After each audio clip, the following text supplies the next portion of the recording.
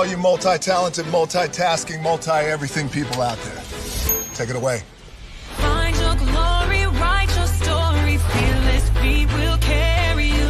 Time you own it, take your moment, be a fire burning through. Hustling from night until morning, grinding it out, it won't be long. Feel your power, it's your hour, you inspire, you are strong.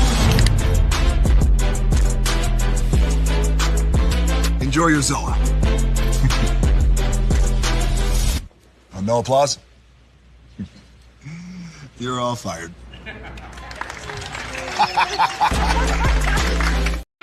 Hey, good morning, America.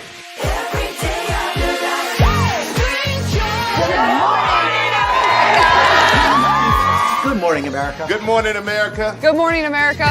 Money. Are you ready? They are ready. Covering the biggest events in the country right now. There's a lot going on here. It's always a good time. That's what the show's about. That's good. Really good. Very good. Coming in hot, Jimmy, coming in hot. It's far from elementary. Oh. Good morning, America. I'm not going to try to strut like Michael or anything. I have known George a long, long time. Have you ever gotten him to dance? Look at that face. You don't just see it, you feel it. I'm in. I'm in. I'm in too. I'll be there. I am here and so happy. I'm in. I'm in too. I'm in. That tells you something when Snoop Dogg's in. Michael, George, Lara, Ginger.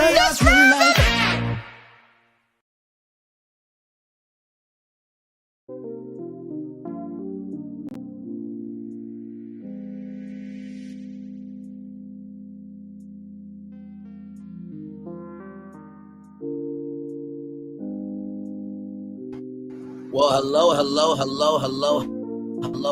to you, and you. Welcome into another edition of Ray to Love Philadelphia. Hang on, let me switch this. Up. My bad, y'all. When you do so many shows, you take the title of one, you make it the other. Let me see. Should be able to update it now. There we go. All right. It is season 10, episode 8 of Ready to Love. Higher is waiting, low is available, but either way, we are live on tour. Let me tell you how this iconic intro there. I am Braylon Lee, the one and only. Yes, indeed. And we're just making it do what it do. GG9 is in the building as well. Hey, everybody. Happy Sabbath. Yes. Hope indeed. everyone is staying blessed and safe and trying to stay cool in this heat, because I know it's been a heat wave everywhere. So hope everybody is staying cool. Yes. What's going on, GG? What's going on, Bray? Hey, what's going on, good sir? Good to see you. What's going on? Man, not much, man. Not much. I'm at the job, so I'm here. You know what I'm saying? But I'm kind of doing two things at once, so bear with me. No, you good. Understandable. You are good. Just glad to have you here. Glad that you are a-okay. Child, the energy picked up with this episode a little bit. It did. I liked the pacing of this one. And, honestly, when it comes to, like, reality TV and stuff, I feel like sometimes we miss out on a slower episode that makes us appreciate a paced episode. Yes, agreed. The appreciation of this episode, it took three bad episodes to finally get to this one. So right. That part. This episode. 3 bad episodes. We are on episode 8. It took 7 bad episodes for us to even get to where we at, and it took a 5-month break for us to even get this way. We have only been back. This is only the 2nd episode since we've been back. Like, come on. But yes, I definitely like how they paced it. They did definitely pace it.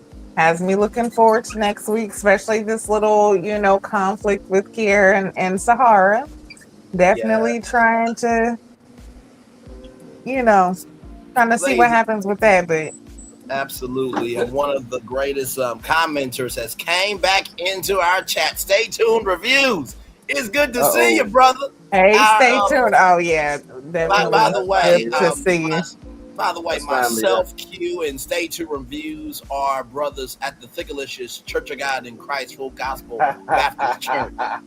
And tomorrow morning at 10 a.m., there will be a special birthday service for Braylon Lee.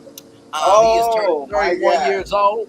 My guy. Listen, it's going to be a great service tomorrow morning. Wait, how old are you turning, Braylon? 31. Wow. Okay. 31 years old. Yes, all right. Hey, I'm right behind you. I turned my birthday August 26th. Well, listen. You know, I'm getting out your decade this year. Well, listen. You know, you gotta speak to the bishop because we gotta get your service together. You understand?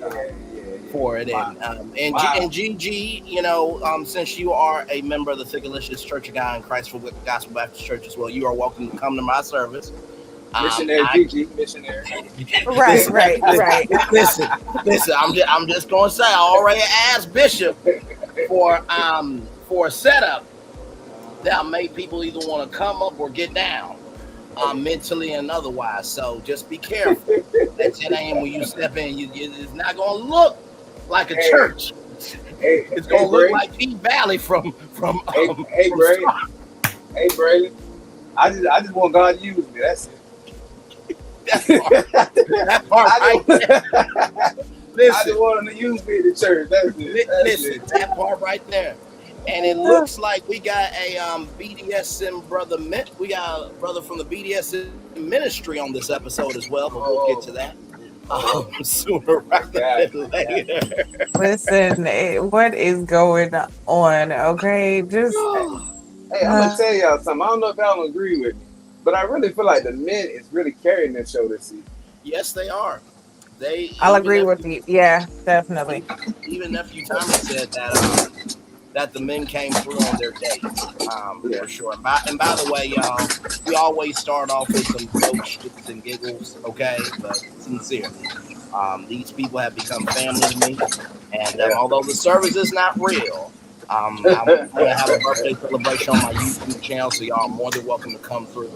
We will have a good time as always, but love you all and glad to be still above ground, still with all of you, and handling my business accordingly. So love you all so much for that. Absolutely. Stay Tuned Review says, when God created heaven and earth, he also created Donis. This season was trash from the first episode on down. Good to see you all right back at you, my friend. When 2 or 3 are gathered, church could be a Sam's Club, a movie theater. You can do all things through Christ who strengthens you. Right. Hey, listen.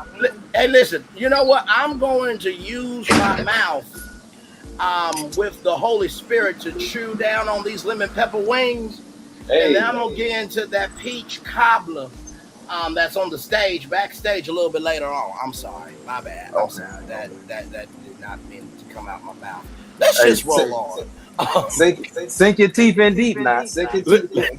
That part. How Gigi husband sometimes looks at our show. It's like, these are the people you talk to. Listen, I'm just over here like, yo, just make sure your peach cobbler's warm. Like, that's all I ask. Not you speaking from experience, Gigi. Okay, then. See, this is why I love our family. Yes, indeed. All right, y'all. Let's get to this damn review. I cannot with y'all. So we get started. We get started, damn it, with the vault, child. So everybody's in the vault. And Nephew Tommy is saying that, well, you know, it was only right that the men went into, you know, your world, but now you're going to go into theirs. So this was a very interesting lounge. It wasn't really too heavy, you know what I mean? Because I think this is the first women's lounge since we've been back, right? I know it's been like 5 months. Yeah, that's the first one since we've been back. Okay. It wasn't really too heavy. What did y'all think about the vault? And I know we don't really have a lot to go off of. But I mean, you're right. It really wasn't too heavy. And I feel like I agree with Q the fellas are definitely holding up the show.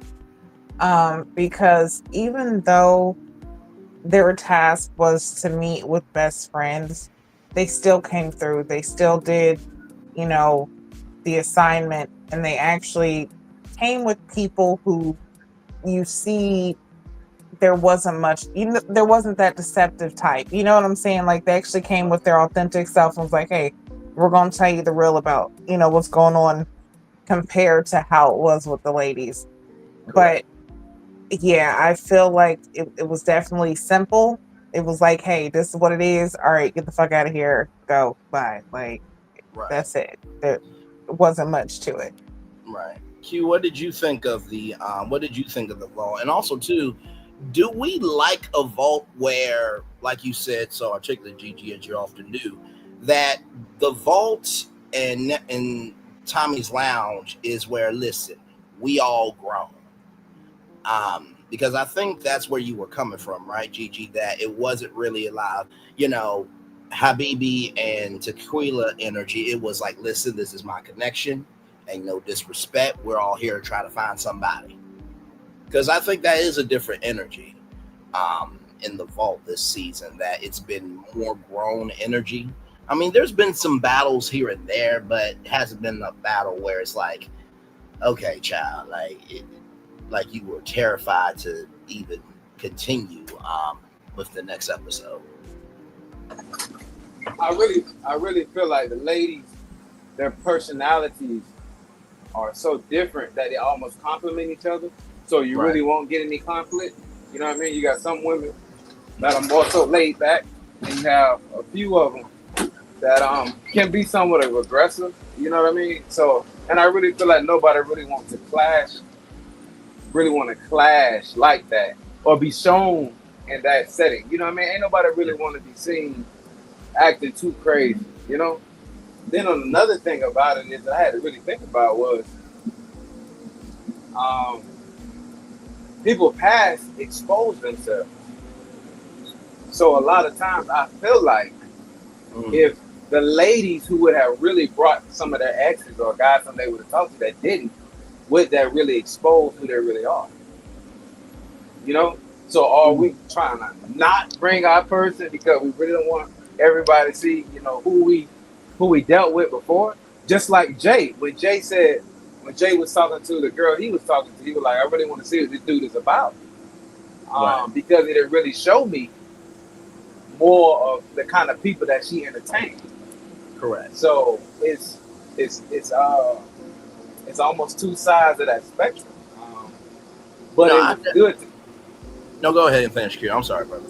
Yeah, you're good. But it was good to see that the guys came through fulfilling that obligation of bringing friends. And I really felt like, for the most part, their friends were genuine and honest. Yeah, I definitely have to agree with you on that. To the chat here, Amina, welcome in. Glad to have you here. The highlight of the Ladies Lounge was Angela being emotional about her situation. Yes, with Angie, that was a very powerful moment for sure. These ladies aren't pressed to have a moment yet. Keyword yet from Amina. And I fully agree with you, Q and Gigi, on that. That, when it comes to a show like this, every rule that you think would make sense cannot make sense, right? The only way those rules will ever make sense is based on your connection. But this is like, a Golden Corral buffet or Cece's Pizza buffet. Options are available, and you have to be careful of how you eat. Because if you don't have some Pepto-Bismol on standby, your stomach might be bloated from you indulging a little too much. Some things you need to eat, and some things you just need to leave it there on the hot tray. You know what I mean? So, but I love both of y'all perspectives there. Go ahead. Something with that also is the fact that if we really, really look at the connection as far as like where the ladies are at this point, none of them have truly, really dove in or connected with their people. Yeah, Tay might say Cisco's at her top, and they might have a couple people who are at their top. But as far as taking that time to actually make that connection and push for it to actually become something, none of them have actually done that. And I say none of them, but I'll say besides Kiara. I feel like Kiara and Kiara is locked in with Jay since day one. Yes, she is. She has not given her time to other people. She is definitely, when she said my man, she meant it. And she has been pushing for that this entire time. So I feel like she's the only one really who has been going through this process with purpose. No, absolutely. By the way, go ahead. No, I was just gonna say, even though the guy that she brought was a goofy, I don't know what was wrong with him, but that was not her intention. So I feel like she's doing her part in the process. Right. But the rest of these ladies, if we look like their intentions, like Deona, like I said before, she's a beautiful body. But as far as when it comes to the intention, we're gonna get to her in a minute because there was something that happened that I need to talk to y'all about. But we'll get to that. Hey, I would also say, Rose. I really feel like Rose have been vulnerable and very open, but as the fact of the guys have not made the connection with her. I feel like she's tried her best to make a connection with, I forgot his name, the taller Hussein. She tried her best to make it with Hussein, but Hussein, I guess the way he's communicating is really not as effective as she wanted to be. And the other guy, what's the other guy named? The bald head guy? I gotta do better with the name. Cam, yes. Cam, and I feel like Cam has not really been open to accepting a woman. So he's just playing the field still. You know what I'm saying? So I really feel like Rose, it's definitely been two ways. Yeah. And for her. Now the other ones, you know what I'm saying, Angie's still Angie's still entertaining, her connections. Right. And for Sahara, she just happened to be on the show. Yeah, no, for sure. And by the way, can we talk about this real quick? The fact that episode 8 was my man's BFF. You mean to tell me that y'all went from this to this in terms of titles? You know what? I don't like y'all playing our face like that. Like the fact that y'all could come up with a decent title after the second episode is disgusting behavior. Amina says it's easier to bring a friend than an ex. However, it should be in the contract that you be prepared to bring an ex. It's unfair that some get away with not bringing an ex. No, absolutely agreed, because we talked about that here on our last review, Amina. And I think I asked Gigi this question, and I know it's been a week, but still. You do not want to do a filler episode like that, because if people are not showing up, then you have to make $1 out of 15 cents. Stay tuned review says go and corral half them oxtails, filet mignon, and Sweetwater catfish on the menu. Best place to have a wedding reception because it's all inclusive. You know what? Stay tuned. Not today. I'm not to do this with you. But listen, I am not even gonna lie. That I love Golden Corral, and I've actually gotten my husband into it to the point like we actually went. I believe it was like last Sunday or something. He was like, "Look, babe, we might have to come here once a week." Listen, we might. Those rolls. Let me tell you something. That apple honey butter or that honey butter that they got to go with them rolls. Oh, see, you got. Oh yeah, and the chili. Let me tell you something. Those rolls, if they and last time I went, they are so damn soft. I swear to God. Now, gentlemen, if you are with your woman and she is as soft as the rolls are on the table. Okay, the rolls are on the table. Okay, do not ask for no apple butter for foreplay later on. Okay, in public, have some decorum. Moving on, Kiara was groomed. Good Lord Jesus. Damn. Kiara was groomed by great value R. Kelly. You know what? I'm not about to do this with you. Nope, I'm not about to play the piano with you. The words Melody Cherie. I got my eye on her. Yes, indeed. Deona got them Debbie cakes, not much substance outside that. Oh, my Lord. Rolls fresh out of the oven will have you up in church speaking in tongues and testifying. Well, I like to speak in tongues and listen, roll so good they will have you in church digging in your purse because you done took a couple and they in the napkin. So you in church eating them. Listen, stop playing.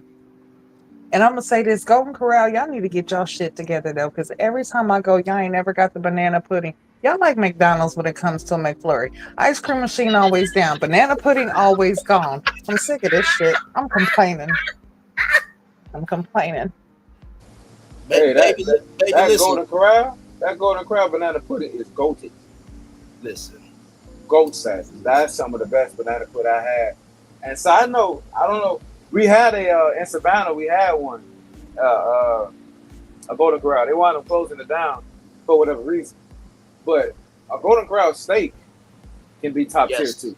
Yes, it does. Yes, it does. Golden Corral steak can be top tier. And then the chocolate fondue fountain as well. They have those. I still believe. Oh yeah. Listen, and then if you smart and you go like in between breakfast and lunch, you get both of them. Oh my God, like you gotta understand. Oh, you a vet. You a vet, I see. You a vet. You a vet in the game. I need to do what you do. Brunch, lunch, and dinner. Okay. And listen, at the same, for one price, you better stop playing. Like, you understand. Honestly, go about noon, you gonna get, they still got the biscuits and gravy, the pancakes, waffle sauce. They got all the breakfast stuff still out, but they got cake rolling out. They got that fresh catfish. They got that fresh crispy ass chicken. All of it just coming out hot because it's lunchtime now, so you get it all fresh. Stay and go on Corral for breakfast until dinner. Bring a pillow and a tablet with you as well. Well, listen. You don't have to worry about cake rolling out when you already got cake with you. You understand? Just keeping it a buck. And listen, I learned that growing up. My sister, my sister had a whole bunch of kids already. I came from a big family, so going out to Golden Corral, and staying and being in Indiana, we had Ryan's, Golden Corral, we had Ponderosa, stuff like that. Yep. But then they took some of it out, and you had to Golden Corral. We had to go to a whole different city to go there. So whenever we went to that city, we would go. But yeah, that learned some tricks. Okay. Not some tricks. But when you say a Golden Corral goat, that is my sister. She is a Golden Corral goat. I'm telling you. I was like, wow, this is amazing. And then becoming a mom and having kids. Listen here, when you have kids, especially more than one, here you go. Here you go. Here you go. Yes, indeed. And speaking of, by the way, speaking of kids and gentlemen, no, you should not be eating out the bosom in church. Okay, good Lord, that's for Gigi and other women to eat out their bosoms. You just have a little mini backpack with your snacks. Okay, just because she is your snack don't mean you can eat that snack in church. Have some decorum. Jesus Christ. So speaking of kids, hallelujah. Jesus. Oh, Jesus. Can you imagine you go to the church house, Deacon Robinson, you seem lighter today. Well, Braylon, when I went to the book of Thicolations, I got some revelations, and brother, I have been lighter ever since you told me about it. Well, listen, that's what we do here. We protect each other and invest in each other, uplift each other as a family, but you cannot eat like that in church. That was disgusting. Moving on. Child, listen. Everything is joke show, okay? But speaking of kids, for real, we go to Kiara right here. And basically, this is Aaron and Jay. So Jay's best friend is named Aaron. Now, Jay has been in a committed relationship for 11 years. And Kiara said something very important, that the 11 years could have been a lot. They could have broken up back and forth. But I love the fact that, Aaron said that even though it was 11 years, the fact that he stayed in it was a good thing because that means he's committed. And also too, they talked about, can Jay handle, different kids? And then, Kiara got 2, Jay got 2. So basically the Black Brady bunch, and the love language is physical touch. I do like the fact that Kiara was really cognizant of that, because just because you were in something for 11 years doesn't mean it was all sunshine and rainbows. Because there are people that have been staying in marriages for 11, 20, 30, 50 years, and it's been hell every day. So what did y'all think about that? Once you start having kids and you're in a relationship, you're gonna try and make things. You're gonna try your best to try and figure it out. You know what I mean? But for 11 years, if I'm in a relationship for 11 years, I know that destination should lead to. You know what I mean? But I do commend him, for being there for 11 years. Then it was difficult, I know, to get out of it, because being in something that long, you like, shit, let's go ahead and ride until the wheels fall off. But for whatever reason, it didn't work. I did like her perspective on that. She did try her best to see the good in it. And his homeboy as well was like, once he locked in, he locked in. But even in high school, we were going through this, and this, and he was locked in with his woman. So it really speaks to Jay's character and who Jay is. And Jay seemed very solid to me. So I think she got the information that she needed to know. Because, like she said, she got 2 kids as well. So I'm pretty sure she's been through something similar. Yes. As to the fact of being in a relationship and it not going how it should, even though y'all together. So I think she experienced both sides of that. So I feel that was a very important question for her to get off her chest. Yeah. What's your take on that? So me, I feel the same too. And then you got to think about them 11 years. He was also young. Like, that was high school love. It started out right at a different stage in his life. There was a lot of growth that happened over that time. And something that, she was saying about the breaking up, getting back together, breaking up, getting back together. And the friend was like, even if that was the case, break up and get back together, there's the commitment. And that is definitely true. But sometimes we commit ourselves to things and to people that not necessarily are meant for us, because not only are we growing, but our understanding of what we want and how a relationship is supposed to be grows and it evolves as well. The person that you are in 9th grade is not who you're going to be, especially after having kids or going through trials and tribulations in a relationship, getting older, the world changing, so many different factors that can happen when it comes to relationship. You're not going to be the same person. But for him to still give it his, attention or try to work it out, and, like I said, the commitment, definitely honorable, definitely something that says, okay, well, he does have the capacity to commit. He does have the capability to actually be a person who can be dependable, trustworthy, who can, you know what I'm saying? You can, if you're wanting to settle down, Jay would definitely be a good person. Now, the question is in that 11 years, did he truly learn? Did you truly learn what you need to in order for you to move forward? Because being in an 11-year relationship is definitely different than being in an 11-year marriage. Because marriage is different than just the relationship. You can walk away from that relationship at any time. And this is going to sound crazy, but even when having kids in just a regular relationship, the hurt is different when you break up compared to having a marriage. Sure. There's a lot of different factors, but just like you said, she's gone through things too, because she has 2 kids, so she's been through this. So it's a growth process for both people. Right. Have you both done the work in order to move forward and be committed with each other in this process now moving forward? Which I feel like that's the question that needs to be asked. Now we know that he can be committed. Can you be committed?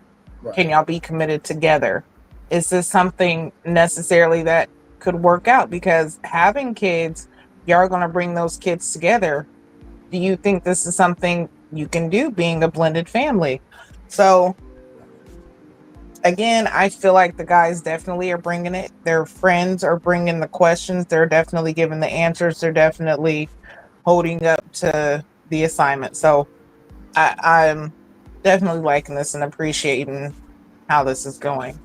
No, absolutely. And to both of y'all points, I think that this conversation is how we should be able to utilize the past as a tool, right? Not as a weapon. And I say that because a lot of times, whatever we tend not to be able to understand, we'll weaponize it. Just like, remember when True said, "Oh, you are a player." Da da da da da. Whoa. That last time I checked, I didn't know you. You didn't know me. I didn't exist. You didn't exist. I don't have to invest in you. You don't have to invest in me. So the fact that they utilize the past as a tool to be able to figure out how to make a space for a future, I thought that was really good. Because from your point of view, Q, I think it is very important. And I think you said this last time, that sometimes men do not create a space for women to breathe. I'm paraphrasing, but I believe that you said that in so many words. And with Gigi, what you said is that you have two different lives here, right?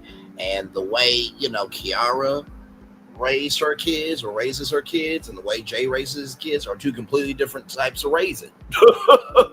You always got the fun parent, you always got the tough parent. So to be able to utilize this conversation to showcase that, hey, listen, it can be done, but how do we get there? I thought that was a bright spot.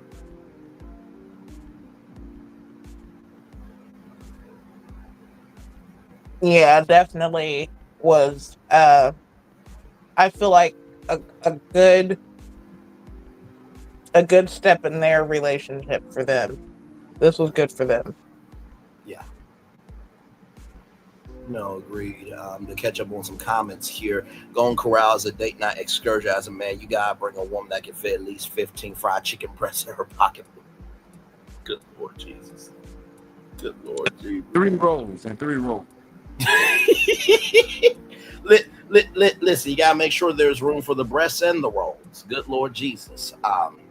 You know what? Let me stop. Nope, not doing it with y'all. G baby, who baby? Hey, Salon panel and chat, welcome in. Glad to have you here. Amina says, being in a 11-year relationship has the good and bad. The good, he can commit. The bad, the emotional attachment that can be hard to shake. Factual. But we've seen the clip of them getting into it at the getaway trip. Well, here's the thing, right? And we will get to that. But my mindset, and nobody will ever be able to make a defense for this, I would rather have a Kiara rather than a black woman who says she buried a candle and buried a man on national television. There ain't no way in hell we ever getting over this. Now, somehow Sahara is still here. So I'm guessing she recognized that the energy she had at the mixer wasn't going to work. So she got in line so that way she didn't have to, so that way the producers didn't have to get her out of line. But still, I'll be pissed off as Kiara too. I'm like, wait a minute, you really? You find something that is worthy in that space? We'll get to that though.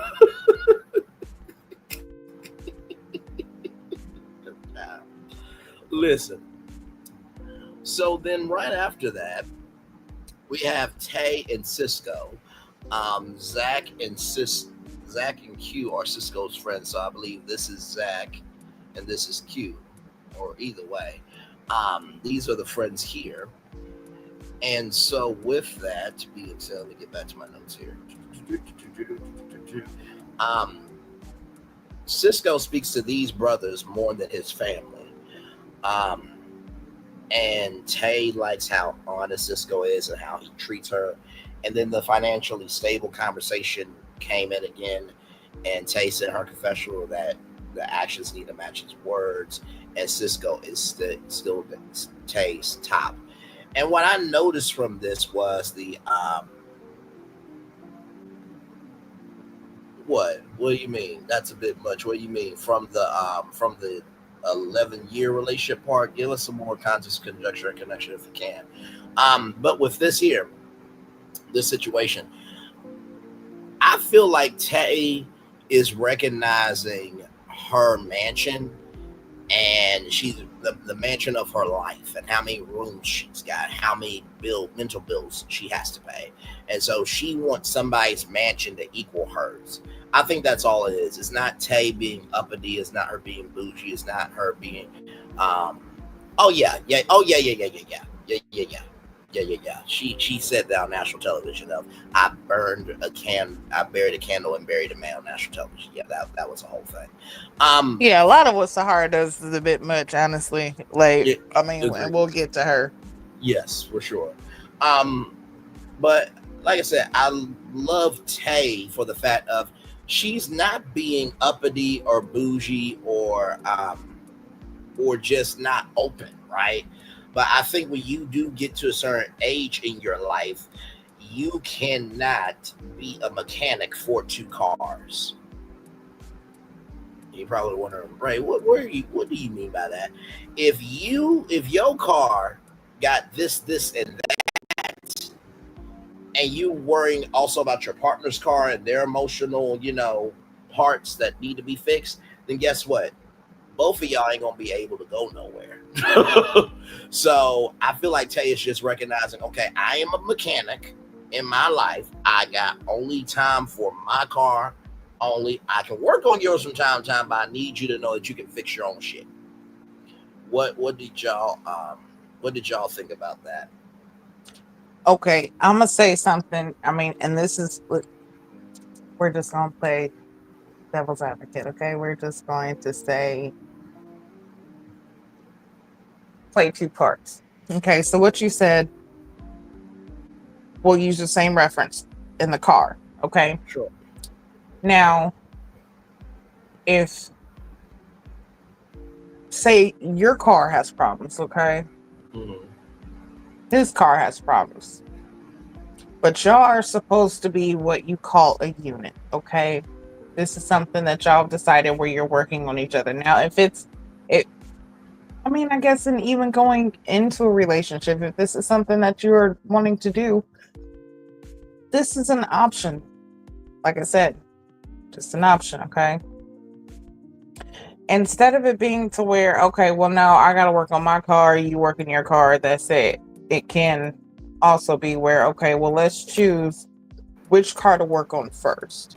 Both of our cars are going to be worked on, and they're going to be up and running in the best condition and better condition of what they was before we got them, before we started working on them.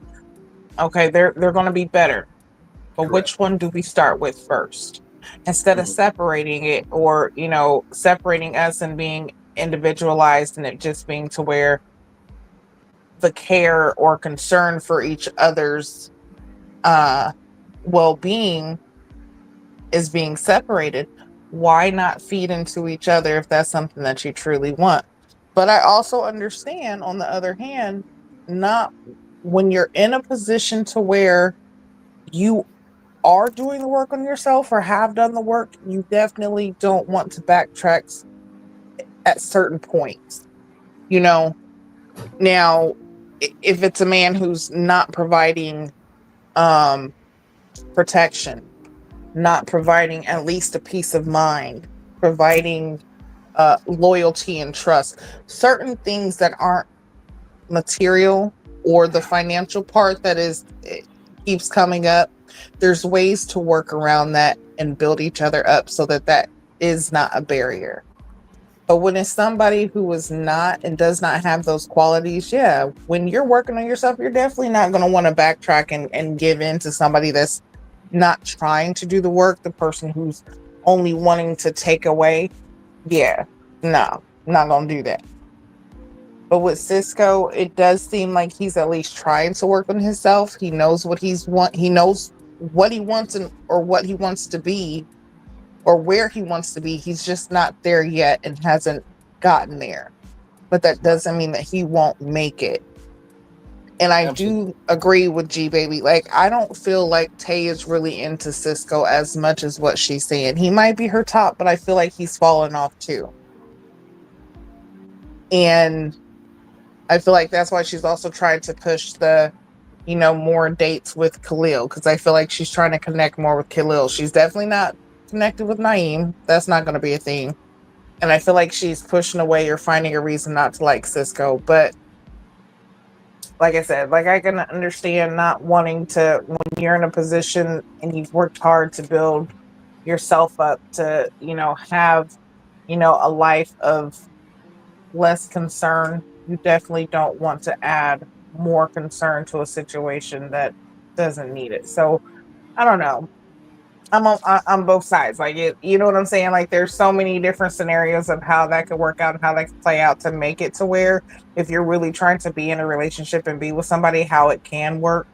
But I mean, if you're already seeing and making issues with it, why continue to push it? Just go ahead and move on. I agree with both of your perspectives.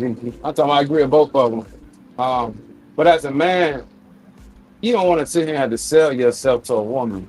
You know what I mean? And that's what I really feel like his friends are really doing to him. It's really trying to sell him, Even though he got a lot of great quality, his friends are really just trying to sell him her. Like, okay, no matter what, he's gonna get through it. I guess they're trying to ease her mind about the situation. But I'm gonna tell you one thing about provision. Provision just don't come financially. So, and I say that to say, it's other ways around getting the things that you need, or being a resource. You know what I'm saying? And I really feel like if they say Cisco's gonna grind, he's on his grind and stuff like that, and he keeps selling that Rise coffee, I got that locked and loaded when you're ready, good sir. You know what I'm saying? As long as he's grinding and pushing and progressively showing that he's about what he's saying he's about, it's one thing. Because at one time they did share a kiss. They did share some sparks.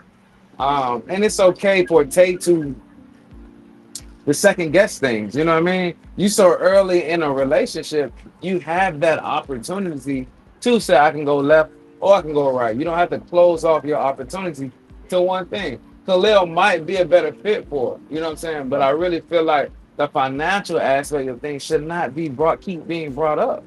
It shouldn't keep being brought up. If he's showing that he's working on himself. Now, Tay, granted, you got yourself together. You know what I'm saying? And I know it's a lot of women who make good money and searching for a good man.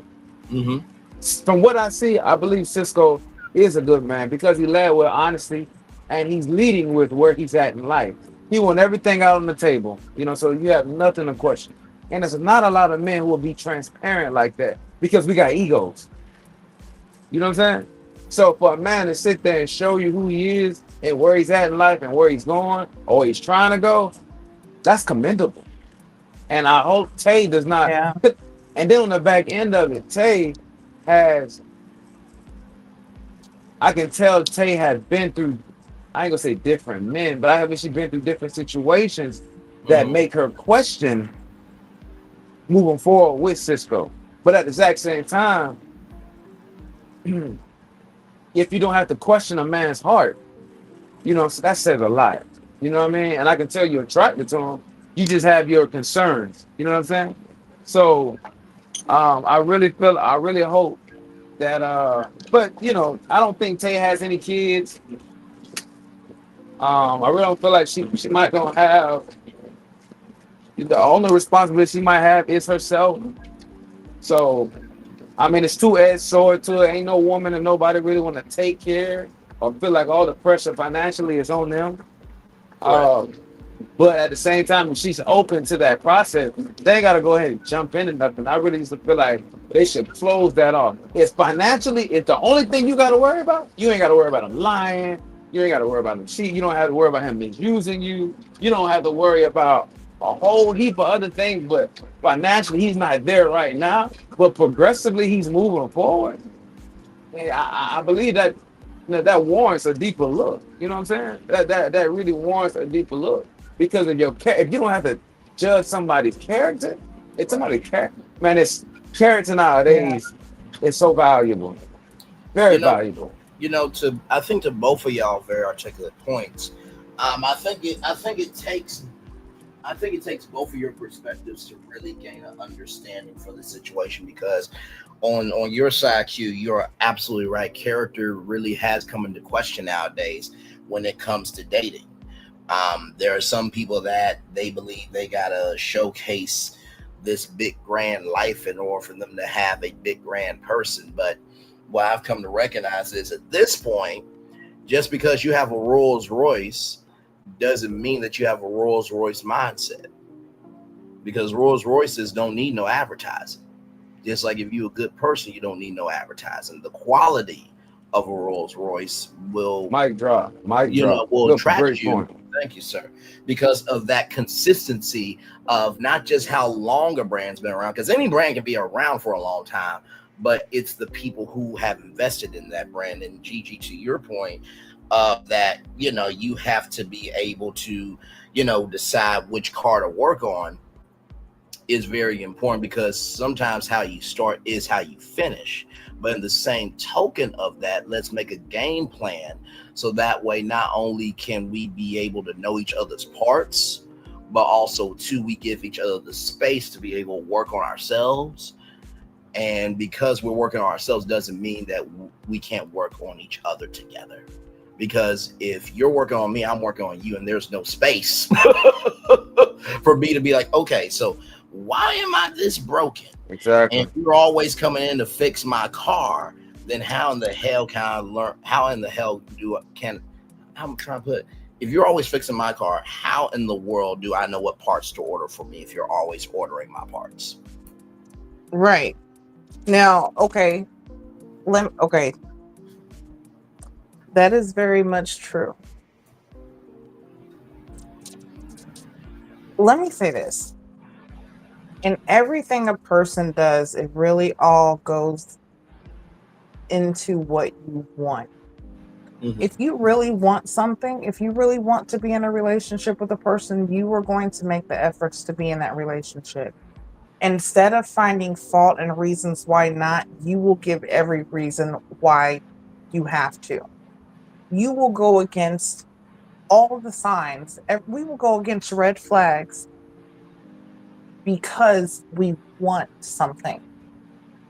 We want it so much that we will do whatever it takes to get it. Okay? So in that, when it comes to the financial part, mm-hmm. If you really, like, when you're in a relationship where you find someone, sometimes, and this is what I was talking about last week about things happening naturally, like even when it comes to leadership, we'll talk about that with Angie, she's got a problem with that. When you find someone that meshes with you, or when you find what they say is your person, mm-hmm. certain things don't even matter. Like, it doesn't even exist. And I'm gonna give you guys a prime example. And I'm gonna tell you guys a short, quick little story. And my husband might not even know this right now, but he knows, but he doesn't fully know. So me being the person that I am, and coming from where I come from, I am not the type to depend on people. I'm not about to ask you for shit. I'm not about to borrow. You know what I'm saying? Unless I definitely need it. And it's not like if I trust you, you know what I'm saying? Okay, we got an understanding. It's not like, I ain't never borrowed nothing. You know what I'm saying? No, it's a difference. But I've always, growing up, I had an issue where, especially growing up in a large family, nothing was mine. Everything that I had, no matter if I worked for it, it was always taken. So once I got older and I separated from my family and those people who, just was around me just to take, I got into this thing where even in relationships where it was always me providing, doing everything. I'm, getting cheated on. I'm getting, like it wasn't like the good parts. It was bullshit. Sure. And it's like, I'm not gonna put up with this. Like, you have to have money, you gotta have a car, you gotta have a house, you gotta have this, you gotta have that, you gotta da da da da da da da da da. You know what I'm saying? You have to have all of these things in order for me to be with you, because I have been through so much, and because of what I've been through, I'm not about to allow myself to go through da da da da. You know what I'm saying? If you can't make more money than me, or you don't have more money than me, I don't want to deal with you. I was at that point, okay? But then I was blessed enough to find someone who not only broke down that wall so much that it got to a point to where I stopped thinking about it. I stopped thinking about that whole, oh, well, you have to have this, you have to have that, you better make more than me, this, that, and third.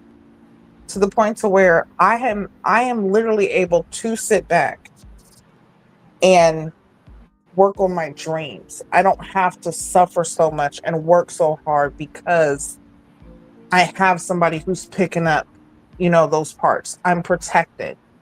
I know I have loyalty. I have trust. So the financial part, that part is not a huge thing, because wait a minute, those things that are more important are coming in. Those things that sometimes you get things that you don't know that you need until you get it, and you're like, damn, I went life without this. Right. When money becomes nothing, what do people have? You're going to need somebody who's still going to be able to be there and protect you. You're still going to need somebody who's going to be able to be there and talk to you. Somebody who wants to learn with you, somebody who wants to teach you and lead you. Because if it comes a time where, like they say, AI happens, this becomes Terminator type shit, who's going to be Sarah and who's going to be, the other person? Who's going to be who? You know what I'm saying? So, yeah. Finances definitely shouldn't keep being brought up. That is a huge thing, especially in the Black community, because finances is a huge thing. Separation of family is a huge thing in the Black community. Whenever that comes up, it is always grounds for leaving. It's grounds for divorce. It's grounds for so many things, when it's like, if there is no money, if money becomes invaluable, what do you have? Right. How can you survive? So, I mean, I don't know. Like I said, it's all in what you want. When you find a person that you really want to be with, finances is not going to be a thing. If they don't have a job or they don't have a car right now, that's not going to be a worry or a concern, because you like them so much that you are willing to overlook those things. You are willing to help. You're willing to do whatever it takes to make that person become the person that you want them to be.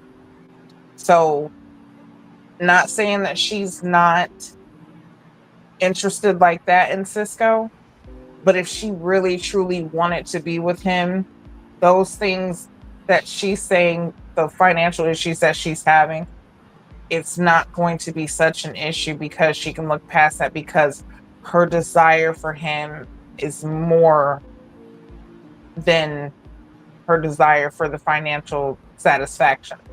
Right. So, well, first of all, thank you for sharing that. Like I said, up here, we not only protect each other, but we give each other space. You have to say thank you after somebody gives of their heart. Yeah. But no. With and show, actually, Braylon, we've had certain conversations. So, there's certain things that I'm actually still going through right now, and just, still dealing with, but being able to come out of that and actually have somebody to be there. Just like, like we said, when it comes to finances, if you have nothing and all of that's taken away, say this is the day that you lose everything and you have to start completely over, and you become that person, you become Cisco. If Tay became Cisco, where she had to start completely over, what are you going to do? Correct. Are you going to look down on that same person who's sitting next to you, who's going through that, who's trying to build their self back up?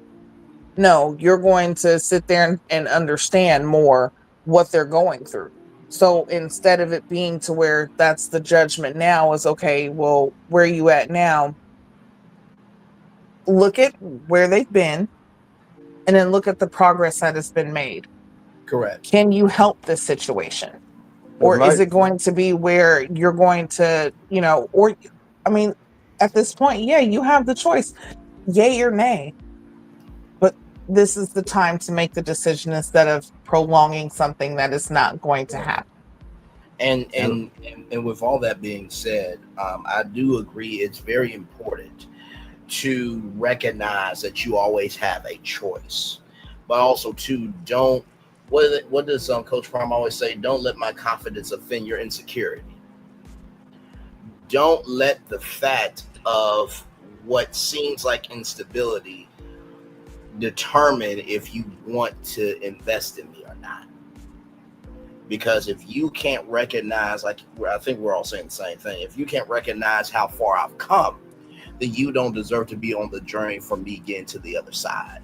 And Gigi, like I said, thank you for sharing your heart, because I feel like a lot of times people feel like, whether it's a content creator, celebrity, this, that, and the third, that, oh, well, you're doing what you want to do. Child, just because you're doing what you want to do doesn't mean you don't have problems.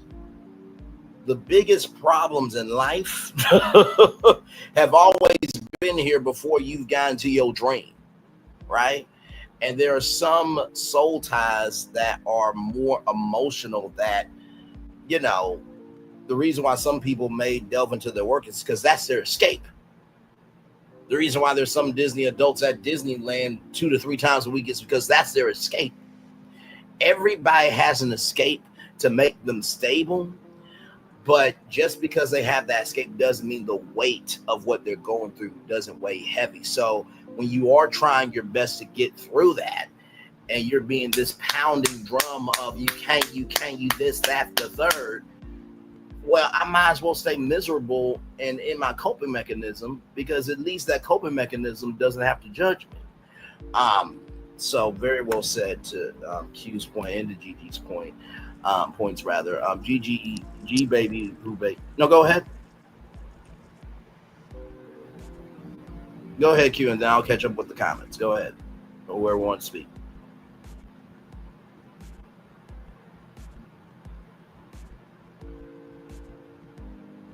Yeah, I just think that Tay definitely needs, I can't say what she needs to do because this is her life and what she's choosing. And definitely being a single mom, you definitely have different decisions that you have to make. There's a different mindset that you have to have. I don't know if Cisco has kids. I don't think he does. But, that's something else. Like, yeah, I understand. She needs somebody that can definitely provide for her, especially while she's providing for the kids. But there's different ways to provide. There's so many different ways. Because I feel like if you can deposit into my emotional and spiritual bank, my financial bank will continue to get deposits. You understand? Because that's the encouragement. That's the drive. I really feel like Shanice, her personality would have been a better fit for him, for his situation currently. Because she even said, he was like, I appreciate you for taking the time out, understanding, praying for me. And he valued that more than anything. She like, okay, I understand where you at now, but this today does not determine your future. What you do today determines your future, but not your current situation. And Tay, I really feel like I don't know if it'd be a good thing for him to find out now if Tay gonna ride with him through it all. You know what I mean? And that right there, it's a two-edged sword. It's just not all about Tay. It's about Cisco as well. But Cisco to sit back and be like, okay, is Tay gonna be with me through thick and thin? I understand my current situation. Is she gonna ride this out for me? If not, cool. I'll find somebody that'll pick up that'll pick up their sword and fight with me. You know what I'm saying? So it's not even a bad thing where she's at or what she's saying. It's just really figuring out, is Tay for Cisco? Is the thing. It ain't just about Tay, it's about Cisco as well. No factual to both of y'all points. G Baby Who Baby says, I don't think Tay wants him at all. Stay Two Reviews says Tay needs to quit playing and marry Cisco. Also in the same token there, Cisco needs to convince Tay to have his baby. Babies have a way of bringing couples closer together or driving it apart, child. Some women should not be mothers and some men should not be fathers. Don't at me. Some of y'all probably know people like that in your real fucking life. Don't do it. You saw the thumbnail, you know our voices, and damn it, you know why you're here. Okay, listen. G Baby Who Baby says facts is probably why she seems so hesitant with him.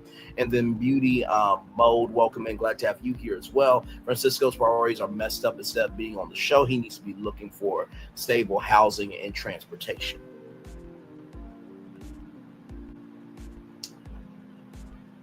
Well, we do have an active chat today. I can definitely say that.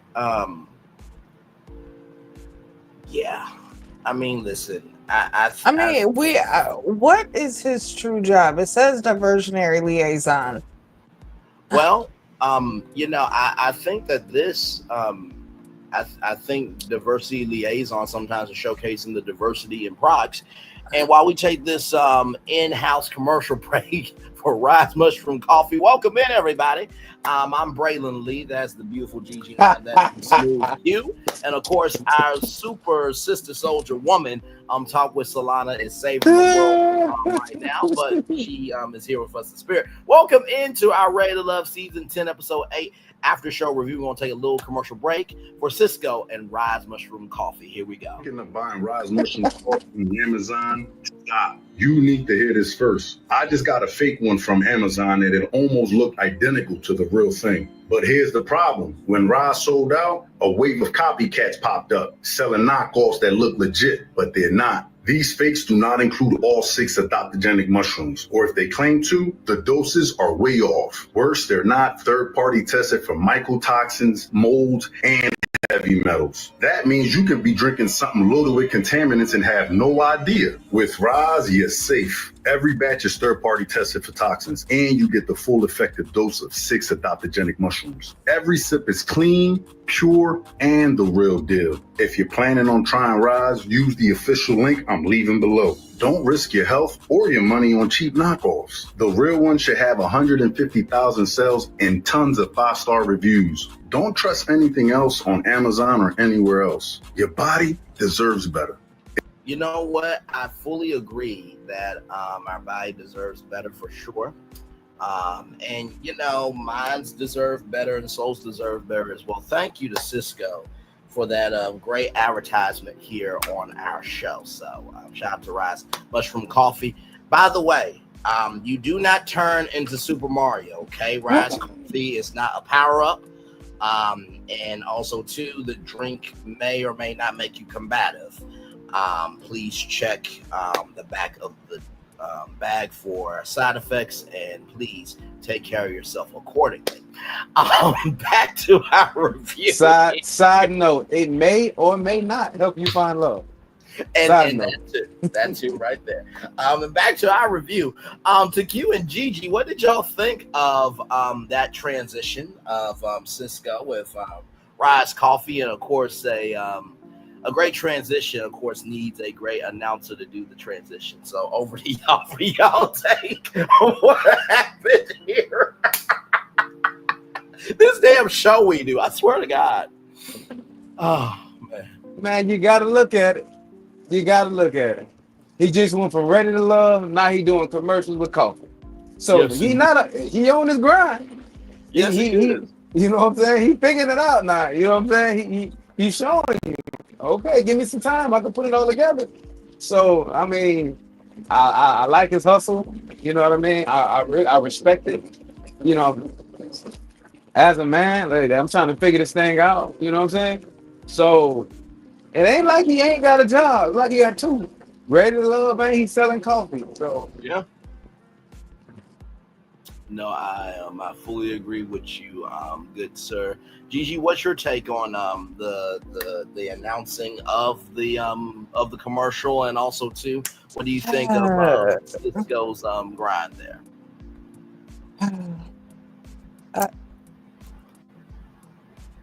Today is a day. I'm gonna be nice and just say, oh my God. Listen, y'all have to understand that from a filmmaker and director's point of view, as a person who has received many casting auditions, that's what it puts me in the mind of.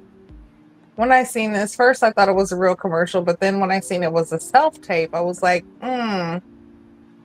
this is an audition tape. Like, that's what, like, I felt like I was sitting back looking at an audition tape for a commercial. Like, but I mean, good job. Like, hey, the edits was right. Work on your lighting next time. But yeah, like, if that's what it was, like, at least he's doing something. He's trying to he's trying to do something, okay? And it's something productive. He's, you know what I'm saying? It's not like he's just, I don't know. At least he's doing something, okay? He's doing something. Cisco has a job. And he's going, like, honestly, I can see Cisco, like, I could see him in movies just because of the way that he looks. I could see him doing voiceovers or even commercials. Like, so there's a lot of stuff that I could see happening for him. So if that's the way to start, I mean, and that is honestly the way to start. Do your self-tapes, promote it, link up with different companies, help with advertisement and promotion. Like, do whatever you have to do. Kudos. Honestly, kudos. Absolutely. No, for sure. I mean, honestly, at this point, I think anybody who is trying to do something better for themselves, and they are doing it because they know they can do more, they want more, and I'd rather take the shot and miss it rather than never take the shot and always miss it. I'm always going to be of that. So, Cisco, listen, if you do use that intro that I did, bro, just DM me or DM Gigi or Q, because that was off the top of the dome, Cisco. You know, I mean, there was no teleprompter to make that transition, brother. I just that hosting ability, you know, just no. Okay, we're just gonna roll right on along then. Okay, all right. Thank you all for your support. With that, you're silly. Thank you for your support. Listen, that took some hosting ability. I mean, that was, you know, well, I mean, we were gonna play it last time, but we couldn't get it. But the point is, damn it, that would not have been as strong without a strong announcer. Okay, listen, damn it, you gotta take the wins that you can in life. It's like Cisco's, but this damn show. Shout out to the research. Shout out to the researcher for finding the information. Yes, indeed. Shout out to the researcher. Right, listen here. Shout out to the teamwork, okay? There was some teamwork that happened there. Shout out to the 100%. The announcer and the audience for making that commercial shine. Damn it. Listen, are we available for shit? Anyway, roll it on. So we got Cam. Matter of fact, here you go, Cisco. We're going to help you promote it just ourselves, okay? We're going to put you in the recaps. For now on, Cisco is our new commercial. Official partner. You know what? You know what? I actually could do that. There's like an Instagram video downloader. I'll do it for the next show. But yeah, we can do that. We can definitely do that. Good Lord Jesus. Oh my God. All right. So I love this damn panel. I love all y'all too. So with that being said, now we're getting to right here with Cam. So this beautiful chocolate drop right here is niche. Now, Cam, I got a question. She fine. Why ain't y'all dating? Huh? What's going on here? Because I'm just, listen, she, you know, the necklace was necklacing, okay, against that chocolate. I'm just keeping it a buck. But as we roll on, we got Angie, we got Rose, we got Sahara Child. Lord Jesus, Lord Jesus, Lord Jesus. So Niche says that Cam doesn't really give a lot of time when it comes to, you know, women being able to showcase their full selves. For Angie, it's hard to allow leadership for her. We do learn a little bit later why it's hard for her to allow leadership. Rose is a nurturer, and Angie and Rose leave, and Sahara. Now, I just want this to be known, okay? Sahara then says, I think he confused that he don't know what he wants.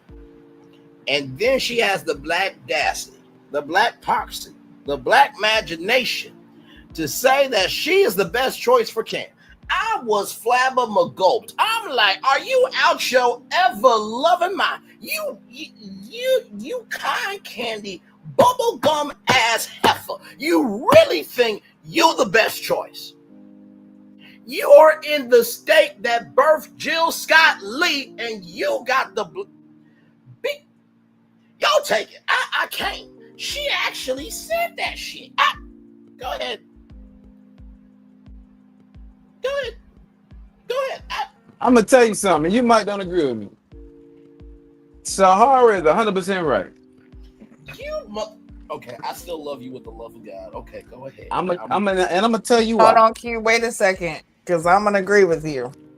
I think I might be in agreement. Hold on. No. And I'm gonna tell you right. Oh, okay. And I'm gonna tell you right. Cam gaslighting. Cam is 100% gaslighting these women. So you hook up with Sahara, Sahara gonna teach you about who to play with and who not to play with. That's gonna be the one who's gonna teach you who to play with and who not to play with. So, and I feel like Rose, on the other hand, is too mature for Cam because she knows what she's bringing to the table and she know how she's gonna handle a man in a relationship and she know her place. Angie, she really don't want to. Angie really has to open herself up to let a man in a certain space, you know what I mean, for her comfortability level to feel secure, you know what I'm saying? So she won't have to she won't have to worry about certain things, you know what I mean? So she really haven't been in place for somebody to pretty much lead her, you know what I'm saying? That's gonna be a fight. I don't know if Cam is really to fight Angie for that.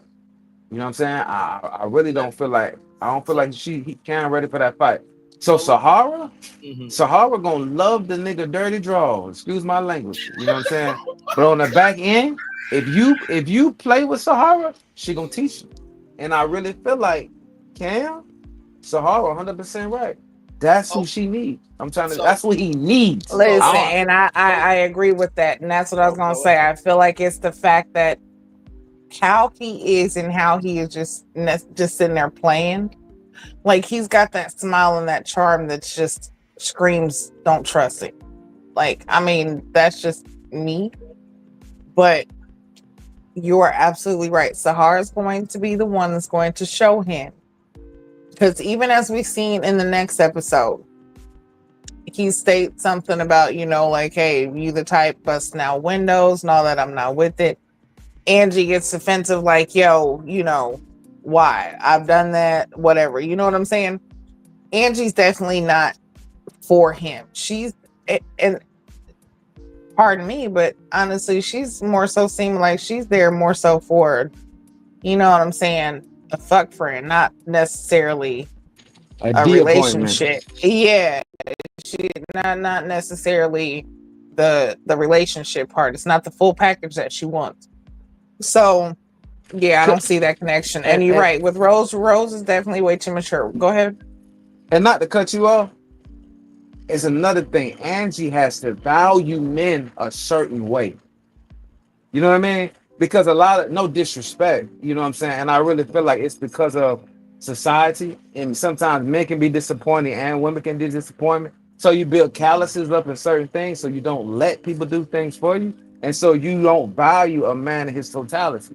You just value a man what he can bring for you and fulfill your needs. You know what I'm saying? So, and that's what I really feel like with her. Like, she does not really see a man for what he is and what he can do. You know what I'm saying? Because you're so quick to say, don't give me that wrench. Don't worry, I'll change the tire.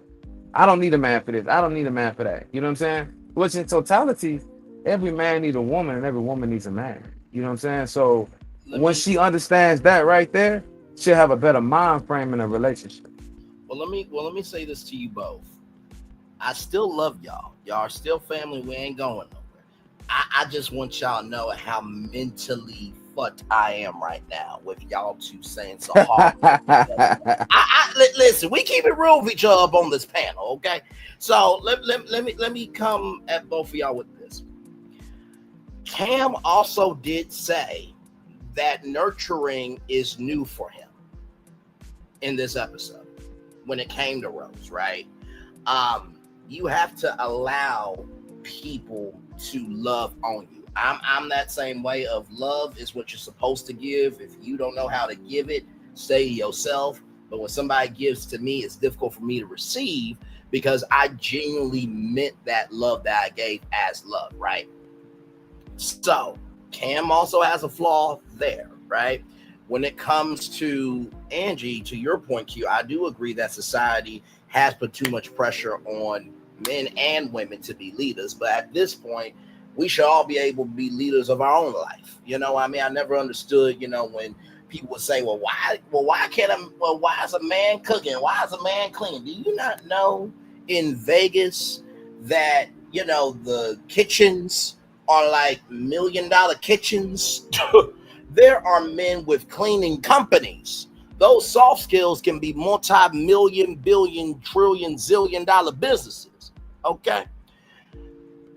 And I feel like with Rose and Angie, I feel like those two are probably more ready to love than Sahara because listen, Sahara is a lot of bark, but she ain't got nobody. And I will just put this question to the both of you. Since y'all said Sahara was the best option, to Gigi, would you rather have a man burn a candle and bury the candle and you, or be arrogant enough to think that he's the best choice for you? And then to kill that same question, would you rather have a woman bury a candle and you, or have the arrogance to believe that they're the best choice for you when you are in control of choosing her or him?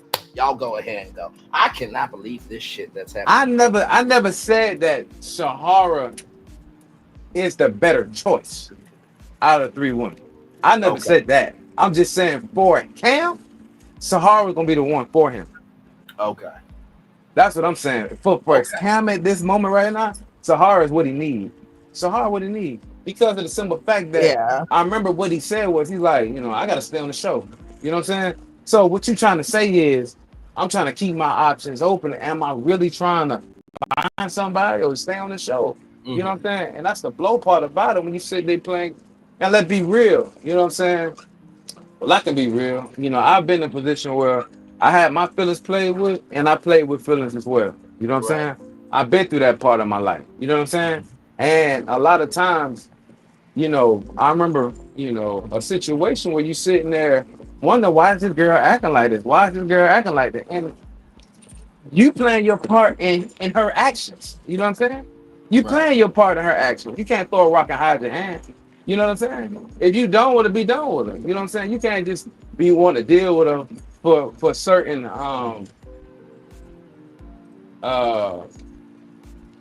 what's them called? Benefits. You know what I'm saying? No, if you don't want to be done with her. You know what I'm saying? So on the back end of that is what I'm saying is he's sitting here playing games and Sahara gonna be the one that he needs, you know what I'm saying, to make him ready to love. I'm trying to tell you, she gonna make him ready to love her or ready to love somebody else. I'm trying to tell you. And listen, that's okay. So I agree with you when not saying that she's like better than those other women or a better choice, but when it comes to Cam, yes, she's definitely the better choice for him.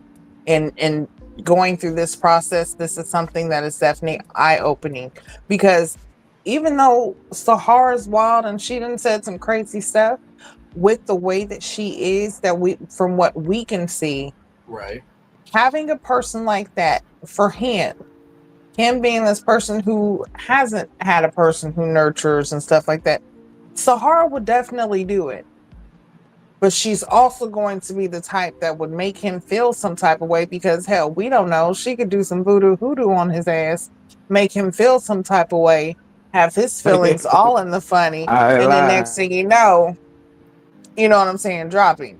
Like I know we're not trying to compare her to potential Erykah Badu. I know we're not. Listen, listen. I love you. I love you both. But come on now. Okay. Listen, shit. Oh, okay now. Listen, shit. But when it comes to the ladies, honestly, those three sitting there. Rose is too mature. She's too natural. She's too she is very who she says she is.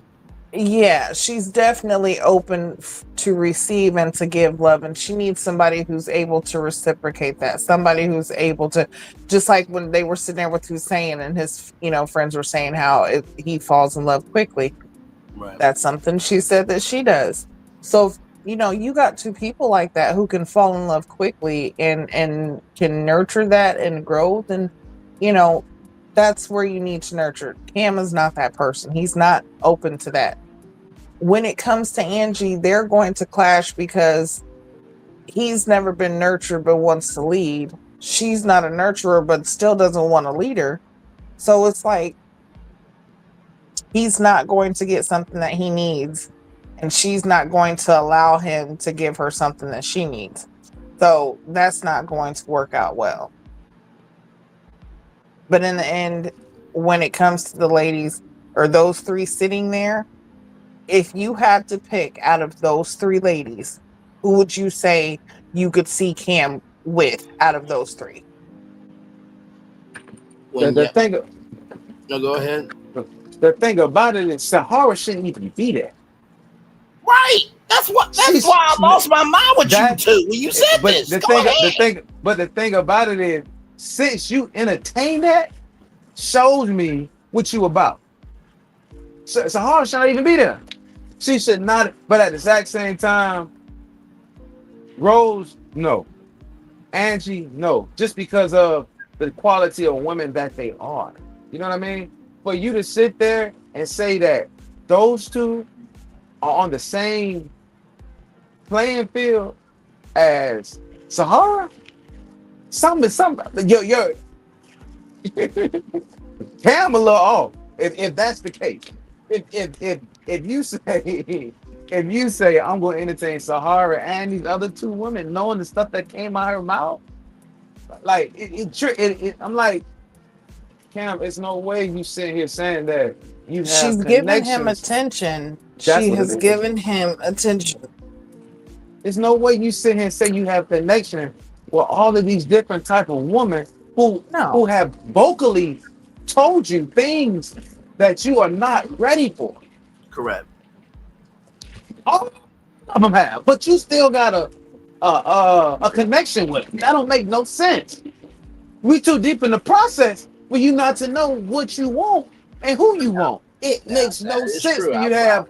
And I'm gonna say this because the way Sahara does act when it comes to Cam, it makes me feel like they do talk, or have talked outside of, there, which I mean that's the whole point, connection, text and stuff like that. Because one thing she was saying was like, we don't ever have no alone time. It's always other women, and I was like, well, just last week we seen where it was just you and him because your ex wasn't there. So y'all get the personal time, And it does seem like they do have some type of outside connection, because it baffles me. Out of all of the ladies, those are the three you have sitting there, and you actually have her there with those two ladies. Like, it just doesn't make sense. It doesn't add up. It's like, either you're doing this because these ladies are giving you attention. Listen, it's definitely a process, and from a production standpoint, of course you want to involve all the ladies and get shots of them actually interacting with the people, so it looks like they had a chance, even if they're going to leave early. Gotta get some shots.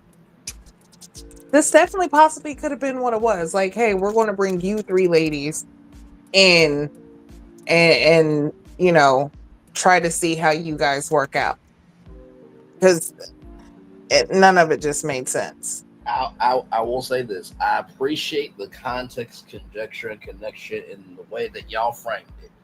With that, I can understand now where y'all are coming from. It was just the unmitigated gall of after a 5 to 6 month break, and you have been who you are up to this point, that you really believe that you can make it out this motherfucker with somebody. So that's why I reacted to the both of y'all, who I love both of y'all, as I do. That's why I had the reaction, because I'm just like, huh, wait, did you hear yourself? Now, I believe I should be with Jill Scott, but at least I'm in the realm of reality that it's not going to happen. But you out here, this damn confident, on national television. I get what y'all saying. Cam has been a player for most of the season. I believe like you guys said about Rose, she is who she says she is. That's what I was trying to say her, but she is who she says she is. Angie, I think there is a heart there. I just feel like with Sahara, I feel like if the Grinch talked to her and be like, wait a minute, I got Martha May after having a heart, and this person really thinks they have a heart? Are you serious?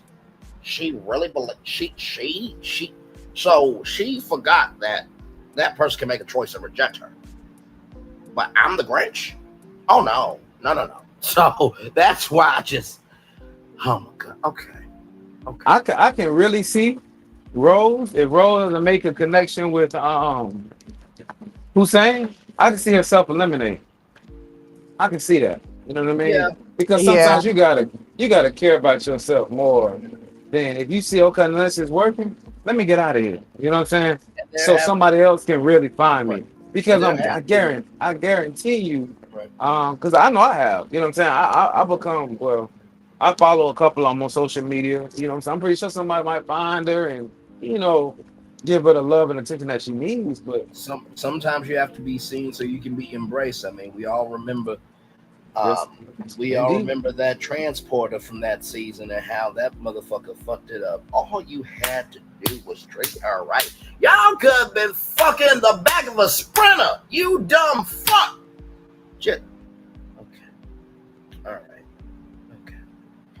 As y'all can tell, I have no emotional damage from that fuck up that he did.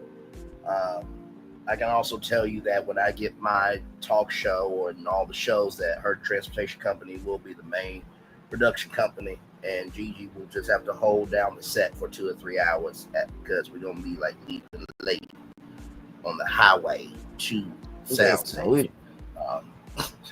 One thing though is I will say about Angie is it definitely shows, especially with her continuing to make these sexual comments and continuing to, like, you can see she's more on the sexual side. It kind of shows where she's at, because her not being willing to open up and let a man lead.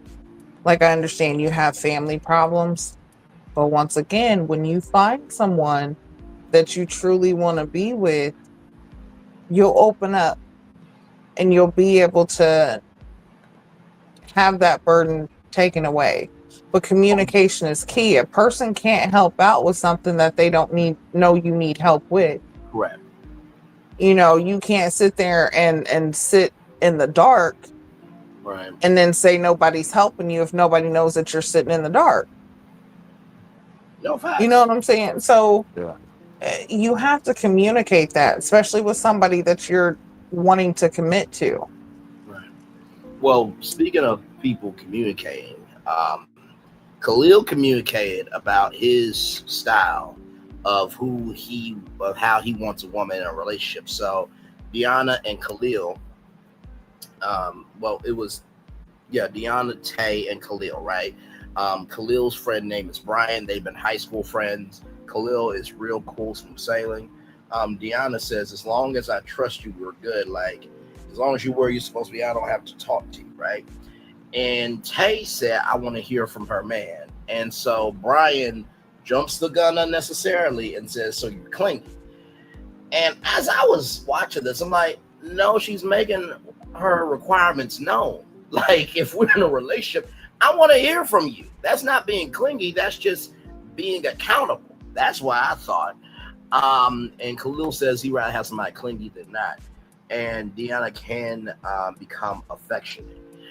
So after she said that she can become affectionate, she came on camera in this. Now, we've been knowing Deona for like 8 episodes now. I literally had to pause it and be like, where in the hell did this wig come from? Child, let me catch up on these comments and then I'm going to get to y'all. G-Baby, Who Baby said, Braylon was saying the same thing about Sahara, laughing emojis, crying emojis. Sahara's still there after 2 near eliminations. She better be confident in herself. Sahara's like, F-A-F-O, fuck out of here. I got you, my friend, for sure. I don't know why Angie on the show knowing she don't want to be led. That's from G-Baby, Who Baby. And then Cam had already gotten a little finish with Angie always ended up with a sexual comment in the previous episode. So with those comments caught up in the live chat, over to Gigi and Q. What did y'all think of Khalil's date? And what did y'all think about this? We've been watching this for 8 episodes after a 5-month break. This is what you want to do. Like, y'all go ahead. I'm just, oh my God. Okay. Go ahead. I don't know which one to start on first. Okay. Cute. Yes. Switch it up. Different. Some things don't work with everybody, but cute girl. Okay. The chest was chesting. Hang on, let me take this comment down so y'all can see the full chest there. Okay. Yeah, it's there. But when it comes to that day with Khalil and Tay and Deona, so I was confused, okay? And this is why. Because she says, oh, well, as long as I can trust you, that's all that matters. You can go all day without calling me. I don't need you calling, texting, none of that. Like, I'm cool. As long as I know that you're doing what you're supposed to be doing, and that's it. But this is also the same person who said that she has a 3-rule system that goes in her head that no one knows about. So she says, okay, I'm cool, I trust you. You don't have to call and do all this. And you happen to not call. Okay, does that go into the system? Because, okay, maybe at that time you wanted them to call, but they didn't call. So that's the point. You know what I'm saying? Like, help me understand, because we talked about that last week, because I feel like that is that's unhealthy. How is it that in your mind you can fault a person 3 times, not communicate to them why, not communicate the problem? And she even said this isn't something that I'm speculating. She said that she has this 3-rule, 3 strikes you're out. Right. But it's all in her head. Like, she does not communicate the problem. She will not tell you what's wrong or what you've done wrong or give you the opportunity to fix it. You do something 3 times that she doesn't like, that's it. But then you have to have trust. How can you trust a person who can't communicate with you? That's not trustworthy. That's very untrustworthy. And then when it comes to Tay, Tay's like, no, like I need to talk to you. I need to hear from you. I need to let you. You're like, I need to know that you're thinking about me, and that's what she said. I need to know that you're thinking about me. I need to know, that you're okay. Right. And Khalil said, yeah, that I like clingy. Like I'd rather you be clingy than not be clingy. And I think a lot of real men would prefer that. You would definitely prefer your man or your woman to want you. You would want them to think about you enough to call you, to text you, to, just whatever the case may be. So I definitely don't see like Deona and Khalil being anything. And honestly, I would not be surprised if we don't see Deona in the bottom sometime soon, or even seeing herself eliminate, because I have not seen somebody yet that she's made a connection with, or even the guys who, and this is something else, I haven't really heard the guys mentioning her like that. No. It's not a lot of talk about her, so I don't see her being there too much longer. If it comes to a connection, if Tay does not end up with Cisco, her and Khalil definitely, I feel like they could grow with something. But yeah. And I also found it interesting too, to your articulate points as always. Isn't it interesting that Tay has been in 2 different meetings where she has asked for basic requirements and they've seemed over the top to other people? Or is that just me that caught that? Because I'm just like, you being safe for yourself should not, that's not over a top request. And then somebody wanting to give a fuck about you, or you want somebody to give a fuck about you, that's too much to ask too. Like, who are these people? Like, are y'all self-projecting of what y'all can't do or what y'all didn't receive? Like, yeah. I feel like Deona, on the other time, gorgeous woman, body banging. But I really don't feel like she's interested in none of the guys there. She said her only connection was with Eddie. You know what I mean? It wasn't really, I guess they really didn't give Eddie enough time to open up, I guess. Or he wasn't really showing nothing. Or he wasn't really connecting to too many women out there either. Right. So I feel like Deona, a person just might not be on the show. Because now she's forcing connection and she's not connecting with nobody. I don't even think she's putting forth the effort to try. I really don't even feel like she's putting forth the effort to try. Really. I don't think she's even trying. I don't think she's really trying to connect with Khalil, because let's be real. For you to say it's okay for a man to go all day and somebody that you're in love with and not talk to him, you know what I'm saying? Like, once we locked in, we locked in. So I'm gonna at least be texting you, communicating with you all day, trying to figure out, like, how your day going, how can I make your day better, or you know what I'm saying? I'm trying to figure these things out. Correct. But for her to sit there and say, well, like, I really feel like she's more interested in herself than anything. You know what I'm saying? Yeah. I really feel like, she's just interested in Deona, and there's nothing wrong with that. You know what I'm saying? But it's evidently shown she's not there to love. We all we all see that. We all see that. You know what I'm saying? Then the other episode, you come with your cheeks hanging out. So yeah, she's definitely packaged well, but it's the gift is. This really was surprising. It just came out the blue when I saw this. Like, I almost thought Dennis Rodman, but I was like, no. I didn't even see that. I didn't even see this wig. I was like, yes. I thought when I said, I was like, wait a second, what are we doing? Okay. I thought it was a new character. Tommy done threw a curveball. Tommy done brought somebody new in here. Wait a second. I ain't lying. Tommy done threw a curveball. Listen, I had to pause it for a minute because, like I said, we've been watching the show for what, 3 seasons now of the regular show, and then 1 season of the spinoff, correct? But basically 4 seasons altogether. So we basically know the pacing and know pretty much what could happen. So we've been used to Deona with hair, in the style of her head. And when this came up, I'm just like, you haven't worn this on camera before. On any day, okay. But I'm gonna tell you, she did say she was in a toxic relationship. You know what I'm saying? And the thing about it, she said, I didn't want to bring my ex up here because it was toxic. So are you saying he toxic or you was toxic? Because everything that you're saying is self-incriminating. And I really feel like you got some toxic traits in you. But you not the one to talk to your partner all day. Then on the back end, you counting scores. You know what I'm saying? So you really showing who you are. A lot of times, people know who you are by the stuff that come out your mouth.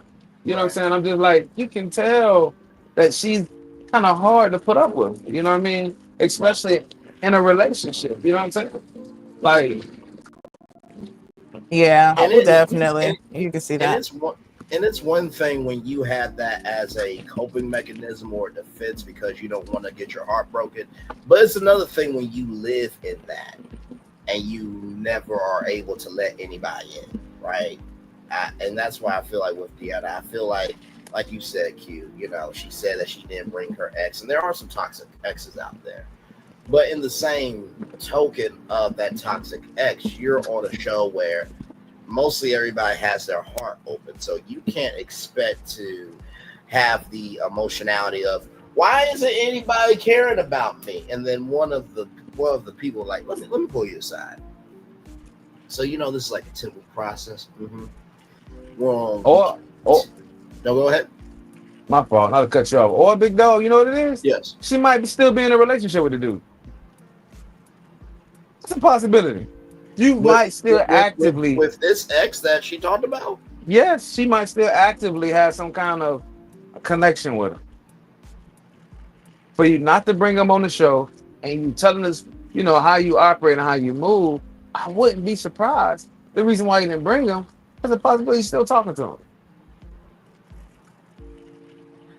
That's a possibility, but the way she said it was very definitive of like it was toxic. Yeah, but just like, I'm just going off of what we saw. Just like you said, right? Just like what we saw, but also what we saw was her stating her 3 strikeout rule, right? Her non-communication, the fact that she doesn't care if you communicate with her. That's, so in a relationship, that's not natural. That's not something that. So y'all say that there could be. Mm-hmm. No, go ahead. I'm sorry. No, go ahead. I was just gonna say. So from what I'm getting from both of you is, it could be the fact that maybe the ex really isn't toxic. That's just the way that she remembers it. But if the ex was really there, they could have said, "Okay, listen, I did try to communicate with her." She doesn't. Listen, I'm gonna play devil's advocate again. I'm just gonna say both sides. Listen, we all know. Not saying that it's not true. Her ex could have been very toxic. Right. Could have been a very bad situation. Okay, but let's just put this out here just to think about it too. Okay, the fact that sometimes in relationships, especially ones that don't work out, a hurt person will definitely spin a story about the person that hurt them. And I'm not saying like they're going to lie. Sometimes they will, and it's not necessarily a hurt person. But a person who is in a relationship, sometimes we have seen it in toxic relationships. The person who's toxic is the one who keeps yelling and saying that the other person is toxic. Bingo. You're steady, like never ever met energy from last season. Bingo. Yeah, like you're steady. You know what I'm saying? Like I've seen it before where girls have, because they was in love with a dude and didn't want nobody else to be with this person, would spin lies come up with rumors just so that people didn't want to be around, just to make girls, break up with him or him not, so what I'm saying, make relationships hard for the person because they were hurt because they were dumped. And that's the whole thing, because you were dumped or because the person didn't, it's almost like a control thing in a relationship. If you get dumped, especially if you're one of those people, like she said, she got this 3 strikeout rule. Oh, somebody struck her ass out first. Right. And it messed her up because now she's lost control. She wasn't the one that did the dumping. Somebody dumped her. Mm-hmm. So now the relationship was toxic because she didn't have that control that she want. Not saying that this is the case, but I'm saying this is a scenario that could be. It's the same with men. Okay, you get broken up with, a girl doesn't want to be with you. You done been out here partying, cheating, doing a whole bunch of stuff, but your girlfriend got fed up with it. She's tired, she's leaving, she's out of here. You know what I'm saying? She's done with you.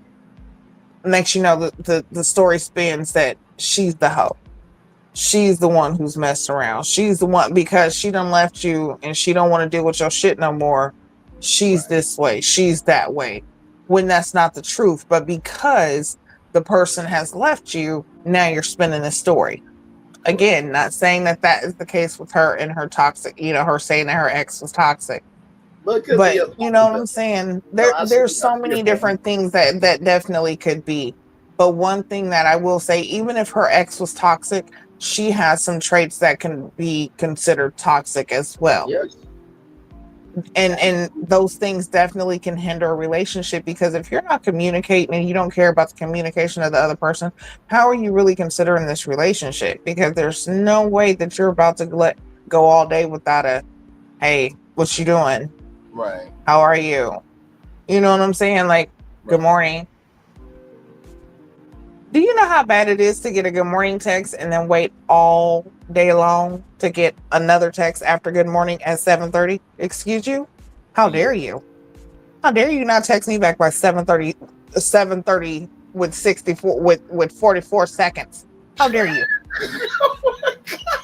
Listen, I know it was just 7:30 with the 7:30 with 15 seconds that you just text me, but now it is 7:30 with 44 seconds. Like, how dare you wait so long? Wait a minute, not you go into the countdown clock to change it from the 2-digit to the 3-digit, where you count the seconds and then go into y'all agreement of, okay, we're supposed to be texting each other in 30-second intervals, and you text it at 31 seconds. So it was supposed to be 30 seconds, but 31.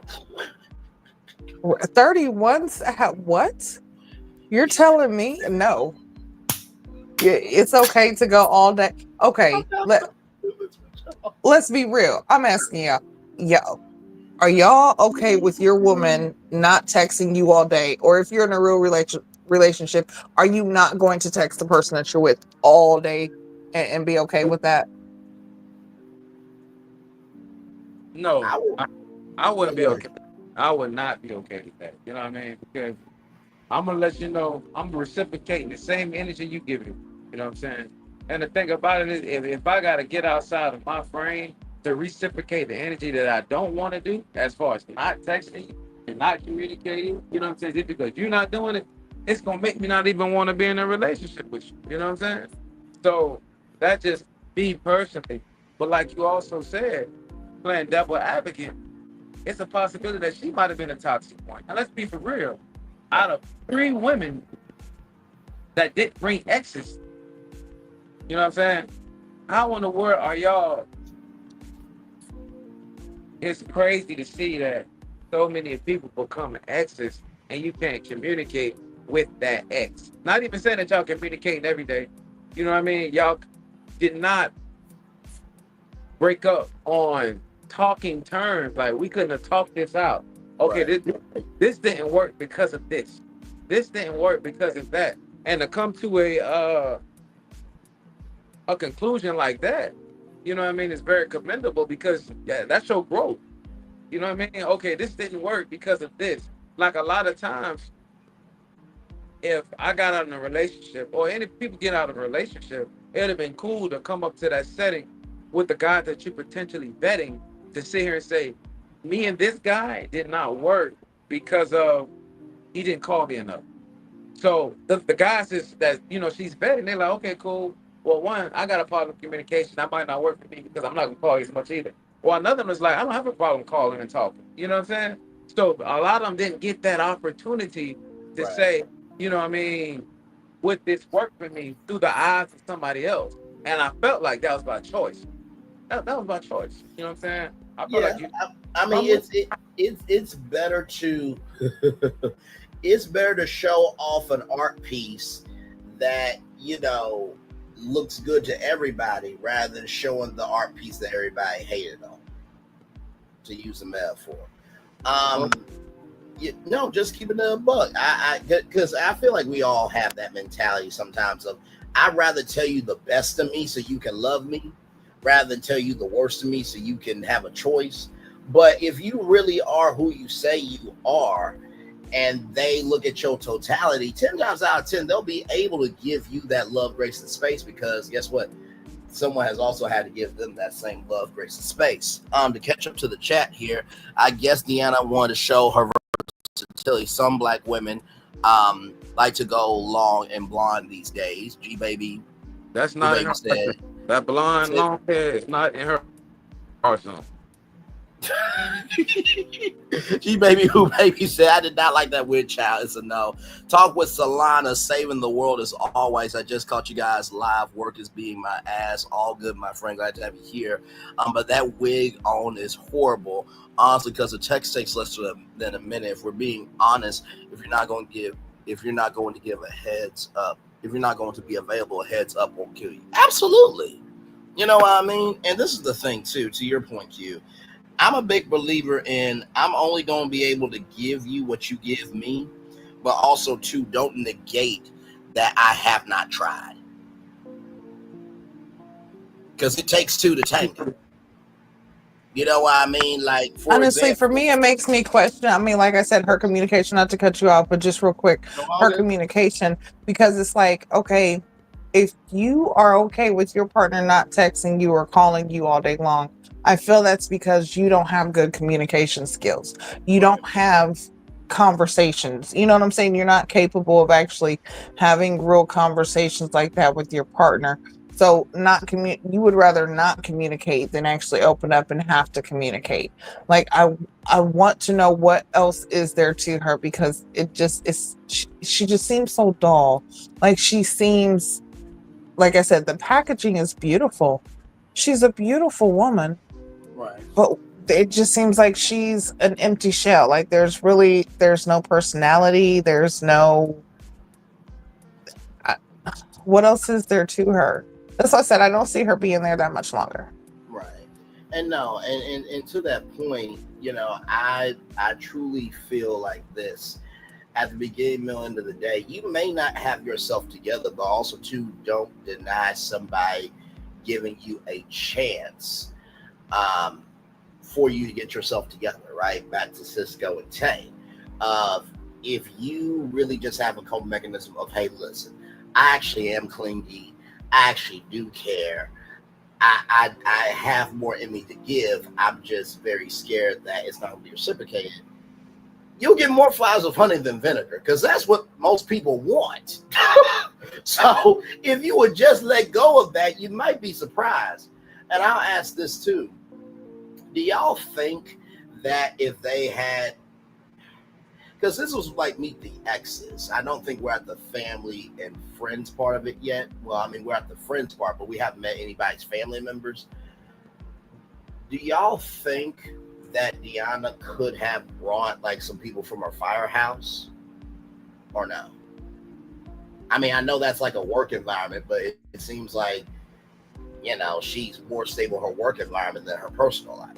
And that's not shade. She said she was a firefighter, so that's the biggest thing. Yeah, but I feel like, honestly, and this is no shade, but with her personality, it's even at work, it's just work, home. There's not really like friendships, or I mean, if she might, I'm not saying that she doesn't, she probably definitely does, and I wish that she would open up more and actually show more of that personality, if there is that to her. But it just seems like there's just Not much.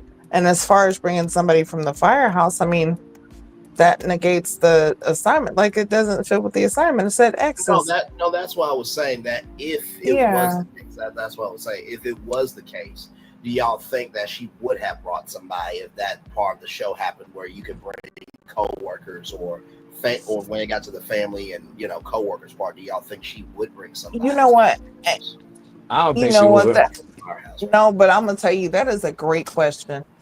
And to think about it, honestly, if what those ladies could have done, if you do not have an ex to bring somebody that knows you, so a good friend. So you could have brought somebody from the firehouse, bring somebody from your family, bring somebody, a friend that has been around and has seen you go through things, so that could have been where somebody was still participating on your behalf. They were able to ask questions about you honestly and get honest feedback from somebody else who can see a different side of you or a different view of you, So that honestly would have been a great thing. Bring somebody else. If you can't bring an ex, still bring somebody that can be there on your behalf. So I don't know. I don't think she would have done it, but she could have. She adamantly sat there and said, I try to keep work separate from my personal life. She said that a couple times. I think she said she previously dated a firefighter before or something like that, and it didn't work out. So I don't. Good question. You know what I'm saying? Would she do it? I don't think she would. She seems somewhat private. You know what I mean? Right. And I really question her for being on the show. I don't know if she's there for love. Is she there for exposure? You know what I'm saying? Right. There to show off her fashion over Sheen outfit. You know what I'm saying? I don't know. You know what I'm saying? Yeah, fashion. I don't know. You know what I mean? She might be trying to sell wigs now. You know what I'm saying? I don't. I really do not. I know she's, I feel like she might be somewhat superficial because if the guy's not a certain metric, she not gonna get an opportunity. I don't like my guys this side. I like them like this. I like them like that. Which is her, you know what I mean? Her prerogative. Right. You know what I'm saying? But at the same time, are you willing, you know what I'm saying? Are you open to the process? I don't think she's really open to the process. Understood. Like when you walk in looking like a Build-A-Bay, like I feel I'm so done. Yeah. Build-A-Bay. Yeah, Build-A-Bay. Listen. Whoever built that, you know what I mean? That's what I'm saying. That's what I'm saying. Like, you know what I'm saying? You walking in looking like, you know what I'm saying? He was manufactured perfectly. Yeah. You know what I'm saying? You still smell like the showroom floor. Like I ain't lying. you walk like that's what I'm saying. She's very beautiful. Right. But what else is there to her? There's nothing else. Like, and girl, and then you come in with this wig, huh? Child, I've been trying to be nice, but everybody else is just saying it. So, girl, why? Why did you do this? Who told you that was a good idea? Like the short blonde hair on you looks good, okay? Yes. But when I want to say words, but I don't want people to come after me because Oh my God! And then she got the nerve to have the color at the tip of the wig. That's what got me, child. I'm like, if it was a blonde wig, I would be like, okay, you just transitioned into another type of blonde. Okay, I can deal with that. But it was the tips at the end, though. I'm just like, what? Not my fireworks looking like the wig. You know what? I cannot. No. Oh, no. And she asks, when you sit there in a lot of these conversations, she asks such the vaguest questions. They always highlight her asking, well, how do you act? How does he act in a relationship? How does this person act in a relationship? You know what I mean? instead of really getting to the meat and potato of really who people are. You know what I'm saying?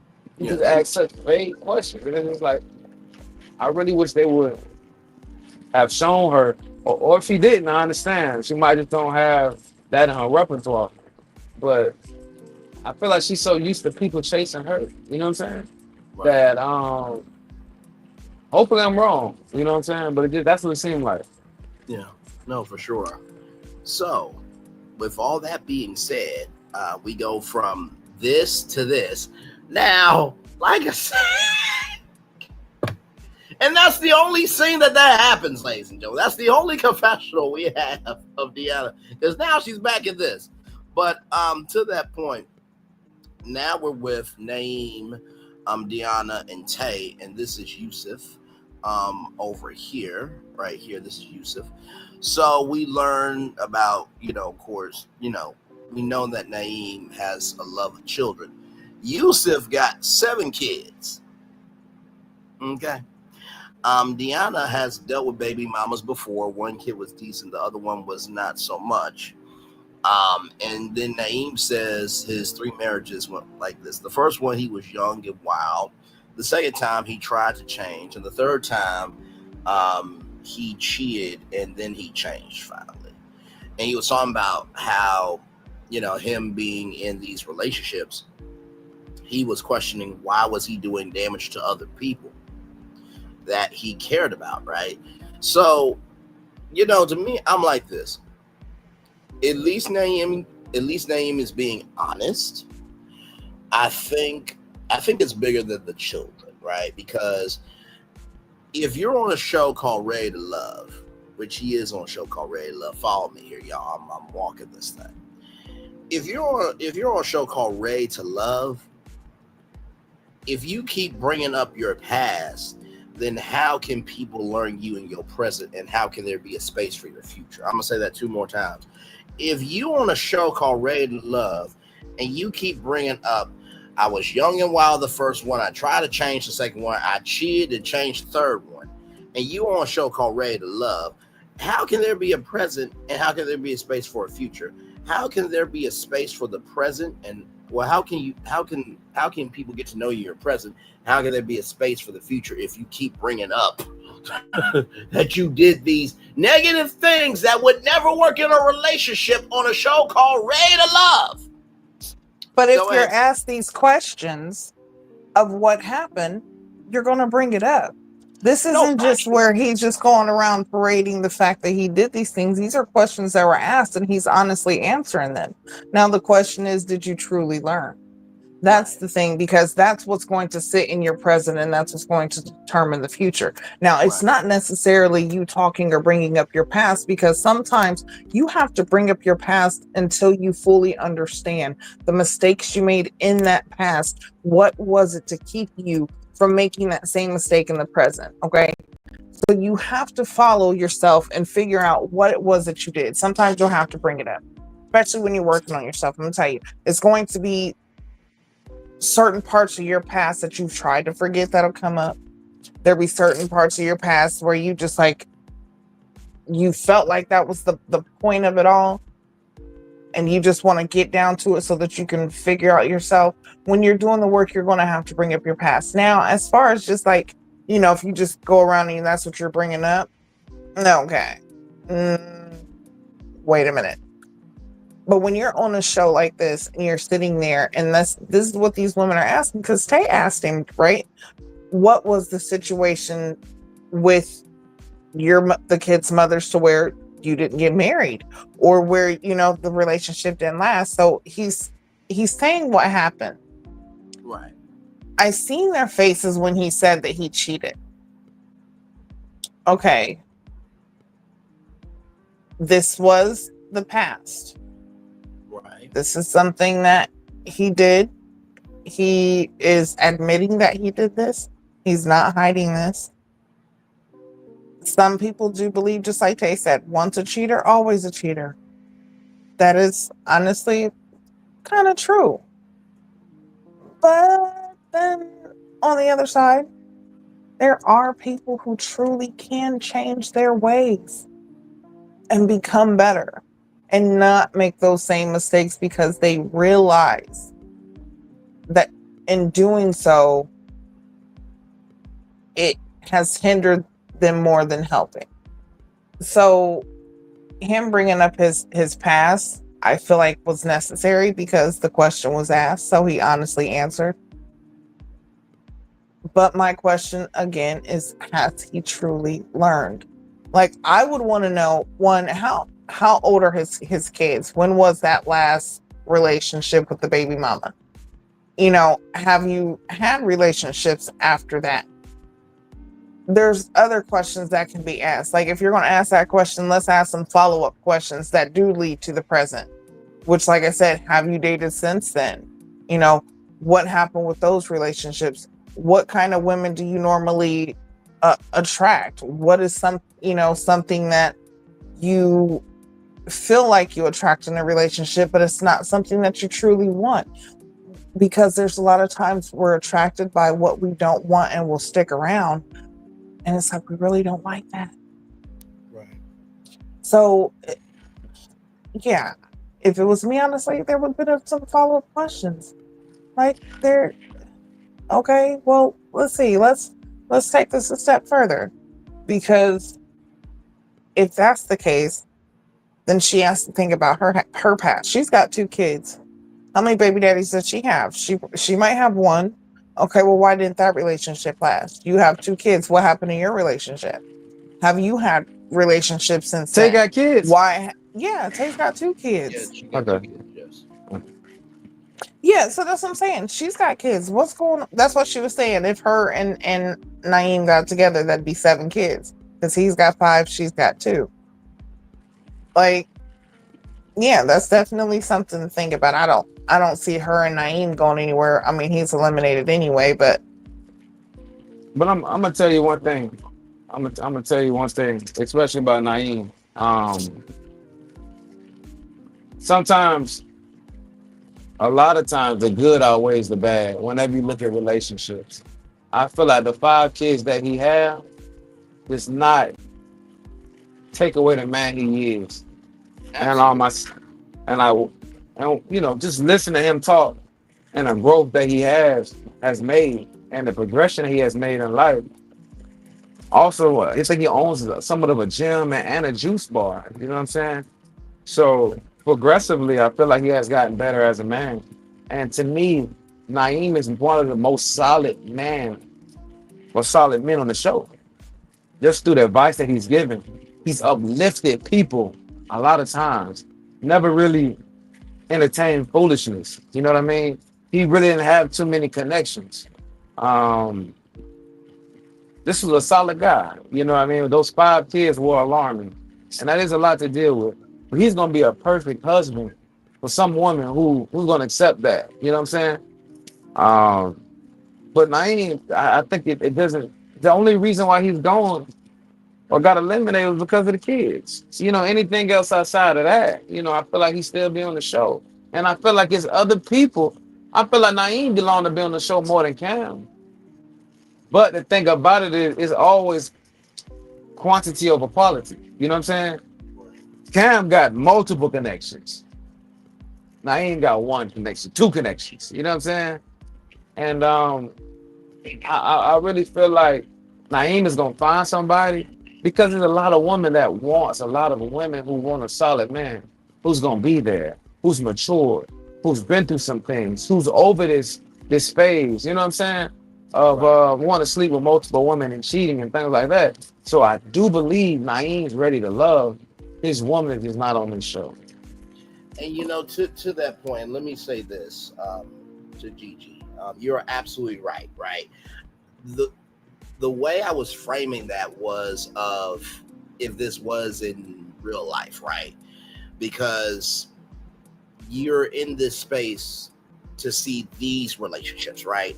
So being on this show, I would think that it would be more about being ready to love them and asking questions of, you know, hey, you know, first time I married, this, that, and third. We did talk about this, and that, but this is where we are now because we're in the family and friend stage. So I definitely want to give some context, conjecture, and connection to that. Because I do agree. Like Naeem, to me, I've never had a problem with Naeem. He's basically, like Q said, one of the most solid guys on the show.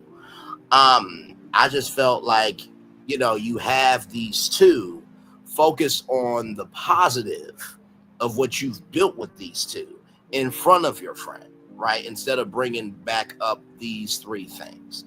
That was more my point of view. But also, too, I saw that from not even a production standpoint, but from a story standpoint of, if you really are this great guy, then showcase that connection more.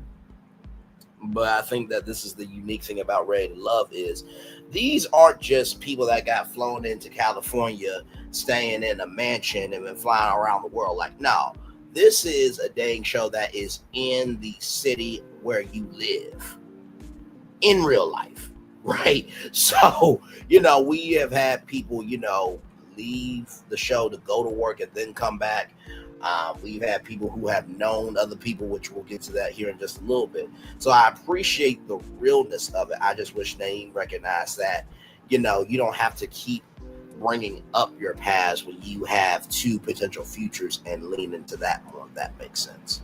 But no, I love Naeem, and I think he will find somebody just fine.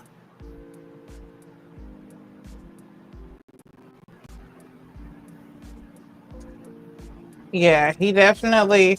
I mean, he stated like I said, him bringing that up was Tay asking the question, so he's answering it honestly. But he said that he has done the work with the mother of his children and with his kids, and that's not he doesn't need a step parent for his kids. That's not what he needs because they have their mothers. He needs someone for him. So Correct. Definitely when it comes to being solid, he's definitely one of the most solid, and he'll find somebody. They definitely just wasn't on this show. Yeah. It just wasn't for him. Factual, for sure. So we go here, full plate, like wings, popcorn. I think that's popcorn, but either way, Rose is there with Hussein, and these three gentlemen, I think their names are, let me see here. So we got Andre, let me make sure, Andre, Jax, and Jackson. And so, Rose gets asked, like, what are one of the things that you love about Hussein? And Rose said that, he answered my list of questions. And before I got to the next question, he answered it.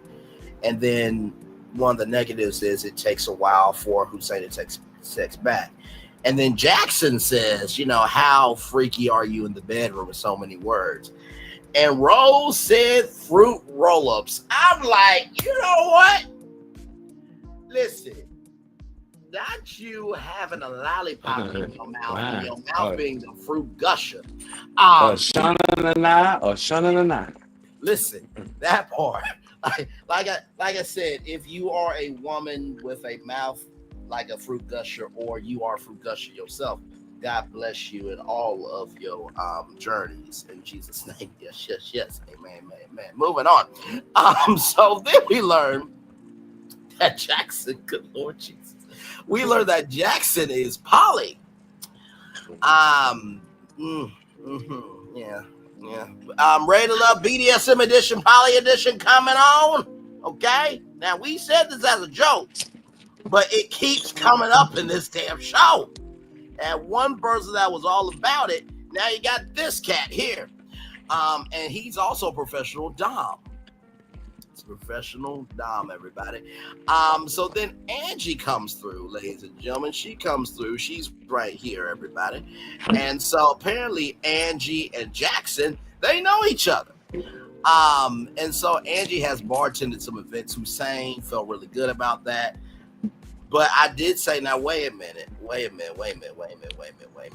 Did Angie swallow down a cocktail at all at this event? That was the first thing I thought about when she said that, because I'm just like, listen, after the event's over, all this liquor gotta go somewhere, okay?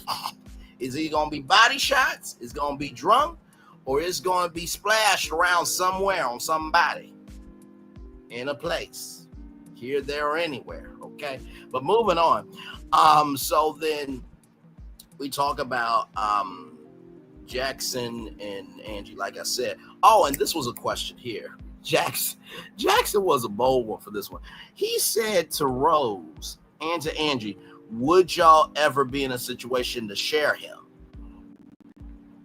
I'm like, what the fuck is wrong with you? I'm like, bro, I know this is called Ready to Love, and these two are options, but that don't mean you can put these two options and make a throuple here. I don't think the throuple edition of Ready to Love is coming as of yet. So, Hussein loves hard and fast. That's a negative trait that his friends see, that Hussein's friends see, and Rose loves that. Rose had to leave. And then one of the friends, I think this brother right here at the end, he said that Hussein has a high sex drive, and he heard banging through the walls. And so one of the good traits is that he is dependable. That was my take. Over to Gigi and Q on everything that went down at this meetup. So, yeah. Man, I'm gonna tell you first off, I would have never brought the Pauly home, boy, because he does not represent what I want. You know what I mean? He don't represent what I want. So the question and stuff, the comments that you're making, it ain't conducive for me finding love. You know what I'm saying? Right. It's conducive on what you live and how you live your lifestyle. You know what I'm saying? That would have made me mad with my homeboy. I wouldn't even brought him. That's because his perspective does not line up with what I want. You know what I'm saying? Now we can talk and be friends outside of that, but I'm trying to vet one woman. You, on the other hand, want to vet women for different needs that you have in your life. You know what I'm saying? So I would have never brought him first off because you don't know. One of the women could be like, "This one of your partners? Is this something that you entertain? Is this You know what I'm saying?" It might be a bad depiction of who you are as a person. If it's giving that Fritz energy. Remember, because exactly everything. And go ahead. Exactly. And you say you're talking about y'all could have a love triangle. No women not here for that. They want to find one man for them. Nobody here for that. You know what I'm saying? I feel like, what's he trying to be, jovial about it? It might have been, but I didn't take that well. Just because I feel like Hussein trying to vet these women, to find out which one's for him. He want to get on there and want to talk about a whole poly lifestyle. Ain't nobody asked you, ain't nobody asked you. Yeah, I definitely agree with that 100%. Like he was out of place.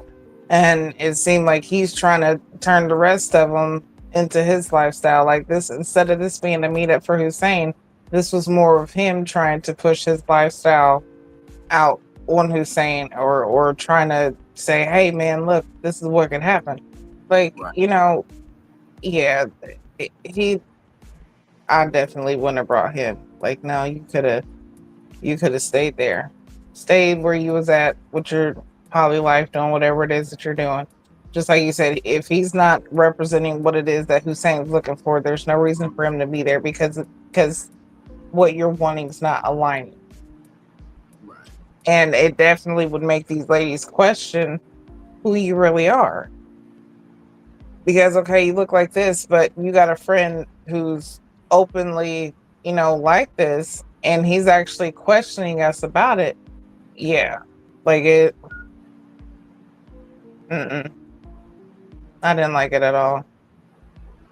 But once again, Angie, being who she is, she hears sex and she's all for it. She's ready because she hasn't been able to open herself up enough to truly receive a man without it being physical.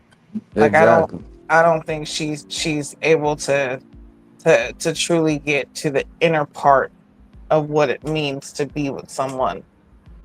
Like she's probably really, really great at sex, but she sucks at intimacy. She doesn't understand the difference. She's not on that level.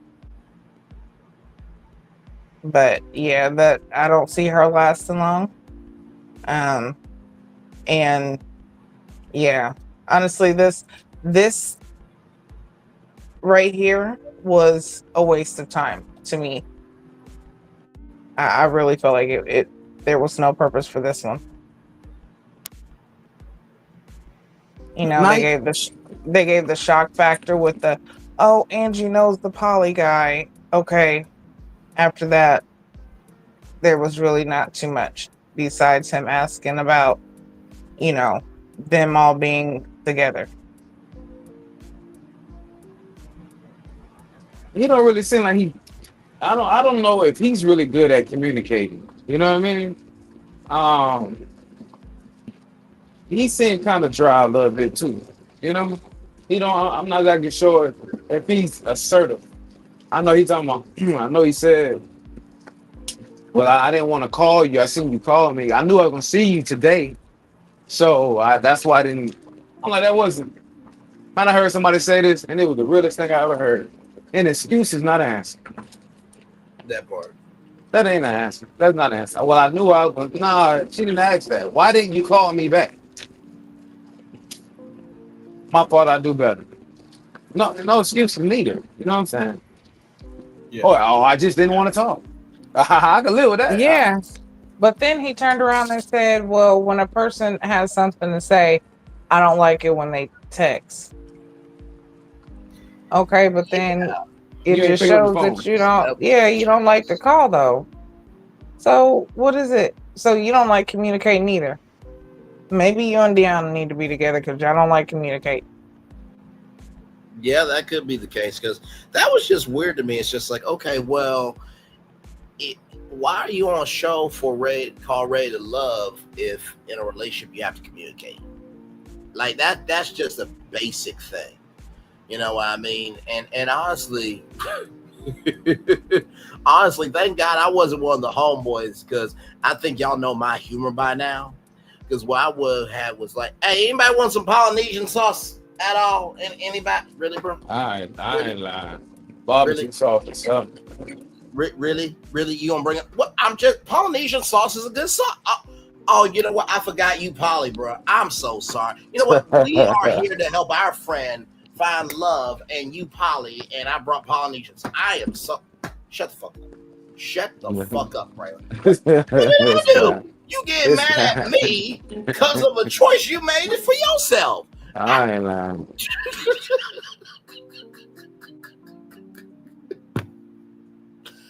Man, that was just crazy, bro. Child. I think we're almost done, everybody. I think. And again, Rose show you why she's there. She's opening herself up to find love. She's open to the process. You know what I mean? And I hate seeing people open themselves up to the process that people that's not really in the process. You know what I mean? Like a lot of times, let's be real, just because you're on the show doesn't mean you're only talking to the people on the show. Correct. You know what I mean? It would behoove you to really see, what options you have on the show, to make a better product of the show. But if you're entertaining stuff outside the show and not really giving the Ready to Love the process your full energy, you're gonna get what we've been getting. Correct. Absolutely. So now we're in the vault right here with everybody. And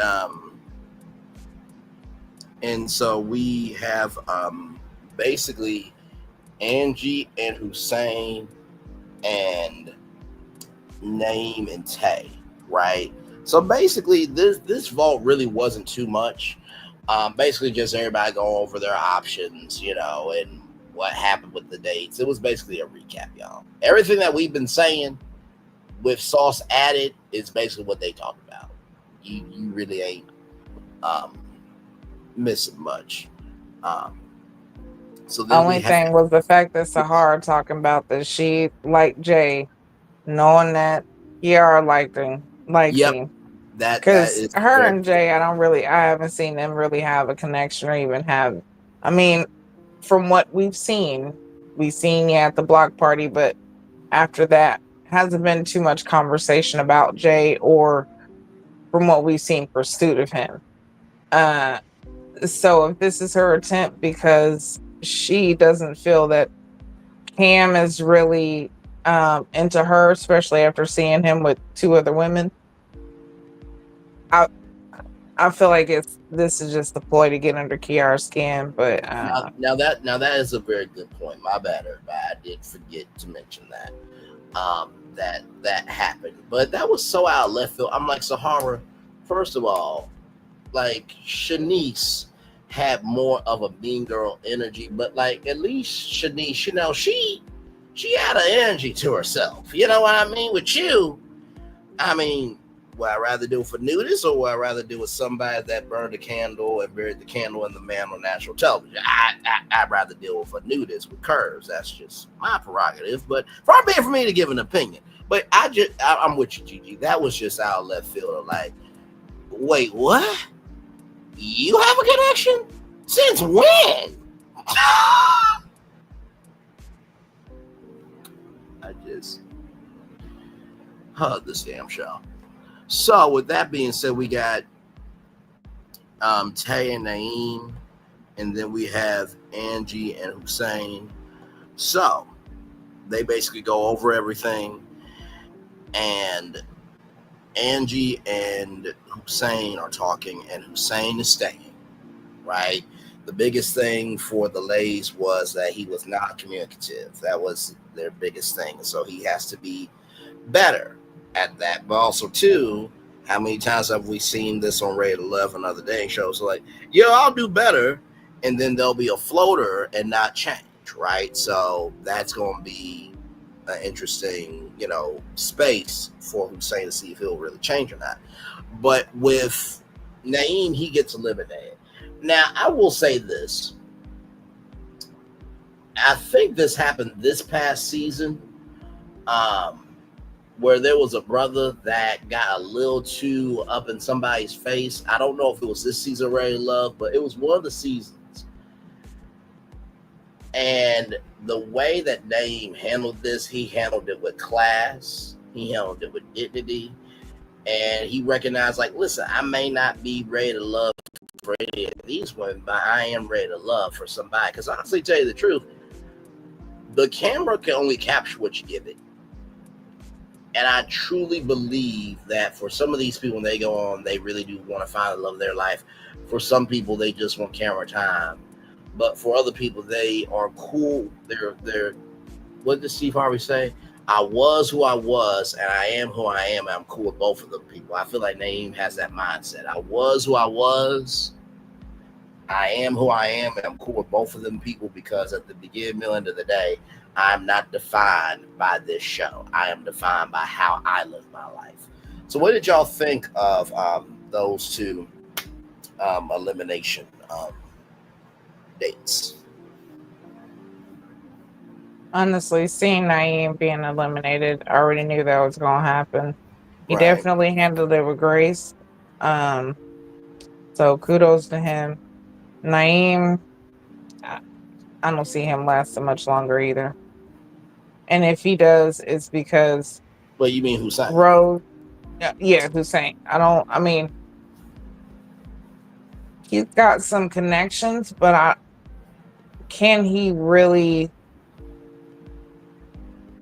mature those relationships? Right. So, we'll see. He's getting another chance. So, let's see what happens. Right. But another one down. Yeah.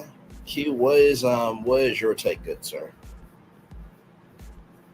Out of the two, Naeem still to be on the show. But to tell you the truth, I really don't feel like Hussein is really bringing love energy. I just feel like he's going along with the process. I don't know if he's going through the process. I really feel like Naeem handled the situation with grace. And Tay, on the other hand, too, she did a great job of having that conversation with him. You know what I'm saying? And I'm pretty sure this is nothing new to Naeem. A lot of women really don't want to have to deal with that. But you're going to have some women that's, that can, you know what I'm saying, handle that situation, But hopefully Hussein steps up to the plate and, like Gigi say, start maturing his connection, or see if he can mature the connections, because it just seemed like Angie even said it, like not really talking. Even when we get on the phone, you're not really talking. Right. So hopefully, that we get a little more. Hopefully he put some season on his chicken too. Yeah, well, that's the hope. So we have the preview, which is the vacation, which vacations on this show can make or break a relationship. Angie has busted out windows. Child. Lord Jesus. And then Jay and Sahara. That's going to be something there. So that's pretty much the show. I did want to bring this up. As you all know, there was the last episode, there was some serious allegations here. Talk with Solana covered it. So I have not seen this video. I wanted to watch it with all y'all live because these were some very serious allegations. So let's go with this here. Here we go. After the whole pedophile and grooming allegations towards Jews following the last episode, he has come out to respond. So also as Kira, she released a whole statement about the situation. So don't forget to like, drop a comment, and subscribe. Let's see what you guys have to say. So following that episode, Jews came online and he was going back and forth with fans. But this particular statement drew my attention, where he said, he responded to a fan who said, "Jules wants you back, ma'am. Why do you think he would be in your favor?" And he said, "Never had her, never was my ex, never dated. I did this as a favor to her. I don't want anything to do with her, especially after this." So with that being said, Q, you and I are both grown ass men, and I'm sure Gigi's husband will probably agree with what I'm about to say here. If you are doing something for somebody out the kindness of your heart, you do not then go on social media and say it was a favor if they're family. Correct? Agreed. Okay. Agreed. Okay. Just wanted to make sure, because who needed more camera time, Kiara or him? Because and on the back end, you shoot your shot the whole episode. Thank you. What are we doing here, Gigi? So what do you? No, go ahead, Q. I'm sorry, and then I'll go over Gigi. My bad. You were sitting here saying how how once a crush, always a crush. So you were taking the opportunity to shoot your shot too, and it really goes to show you why she didn't give you the opportunity. Right. Gigi, what do you think of the opening statement here? Never had her, never was my ex, never dated. I did this as a favor to her. I don't want anything to do with her, especially after this. Basically lambasting that this is your fault that I'm looking like this piece of shit when I came out as a piece of shit.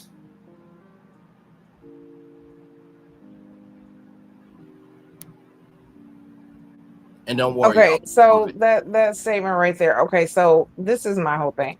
Regardless of family or not, and in doing a favor for someone, okay, so if you're coming out saying that, hey, we've never dated, she's never been my ex, I did this as a favor, I can understand him coming out, because on the show he was made to look very, very bad. So right now he's coming out to defend himself. But also he made himself look bad with the stuff that he was saying. So even if you're doing this as a favor, like, know your limits. And this is 2025. At what point are we pretending or having people to pretend to be our exes just to come on a show. Like, right. 15 minutes of fame again. Here you go, more controversy. It just doesn't make sense to me. Understood. All right, y'all. There is more video here. Let's get to that. Now that's actually really funny because they said bring your ex. Why are we having someone who is not even an ex? And if you did this as a favor, why were you doing too much? But let me not give my full opinion yet. So Kira also came out and released a statement online because the back and forth was a lot. So let's start what she said. She said, let me start by saying this will be my last time addressing this situation. I read through all the comments and I want to clear a few things up. When Jay said I was 9 and Jules was 18, he was just throwing out a number to reference. He was just throwing out a number to reference the 9-year age gap. As for Jules, I asked him to come on the show as a favor. I never begged.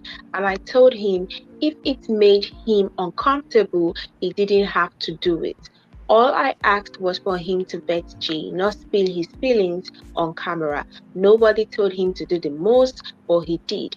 And now he's mad at the reaction. Now he's out here trying to say producers edited the show to make me look good, which is laughable. Ain't nobody hiding who I am. If you think I'm materialistic, cool.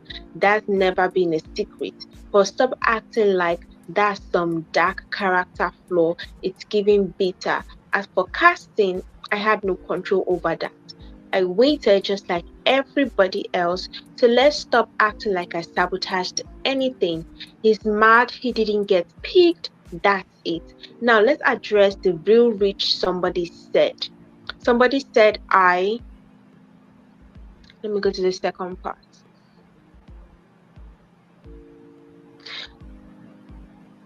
Okay, let me pause that as Lana gets ready for that next part. So, the 9-year age gap thing. The way it sounded like you were dating somebody underage, bro. Like, there's no dancing around that. And also, too, nobody told him to do the most, but he did. Now he's mad at the reaction. That's pretty much what it is. Kiara is right in this instance, right? That would be like, you know, if Gigi was going to a movie premiere and she wanted me to go with her, you know, as a guest. Of course, she would bring her husband, you know, all that good stuff. But she's like, hey, you know, my friend Bray, he's in the industry, want to help him out. And I end up failing at making a connection. I'm not going to go on social media and say it's GG9's fault that I didn't get this. No. She set up the circumstances for a game 7 and I failed to dunk. That's my fault. Right? So, and then when it came to, no, go ahead, Q. No, I said exactly. Yeah. And with that being said, when it came to casting, first of all, nobody really knows the cast until OWN releases the cast. And like I said, we've never been on Ready to Love. We have had people graciously come on our panel, not just onto our panel, but also too, we have interviewed people. Shout out to Aries, one of the most down to earth people I think from the Ready to Love universe. I mean, and I hope she's doing good. But like, even when you are a cast member on Ready to Love, you cannot say anything, show any pictures or video until the season, because you gotta sign an NDA. So for Jules to be like, this is, you know, who you thinking about, it's like, bruh, like, it is what it is. Like, this is who casting chose. So what did y'all think about that? Thank you, Q, for that agreement there. Man, something you always say, bro. Something you always say. They can only show what you give. Yep. and then want you to come back for damage control. You know what I'm saying? Instead of taking responsibility for your actions, that make you look even crazier. It's been too easy. Yeah, I kind of used the wrong age gap. I didn't mean for it to go the way it did, but it did. So it was too many ways to fix the situation instead of making it worse. Hey, Colton, good to see you. It's too many, but you decided to go the other route and, try to pretty much defame her. You know what I mean? So you kind of keep losing respect. Right. Exactly right. Gigi, and very well said, Q, as always. Good sir, love you as always. Gigi, from a female's point of view, and Salon, if you're still here, shout out to you for covering this, and shout out to everybody that covered this, because this was a huge topic in the Ready to Love universe. Gigi, from a female's point of view, how are you receiving what Kiara is saying here about what Jules said? I mean, her point is definitely understandable because, casting, you don't know who casting is up until really like the last moment. It's not, something that they give you a heads up on. And if he did this as a favor for her, it was his choice to come on there and say and act the way that he did.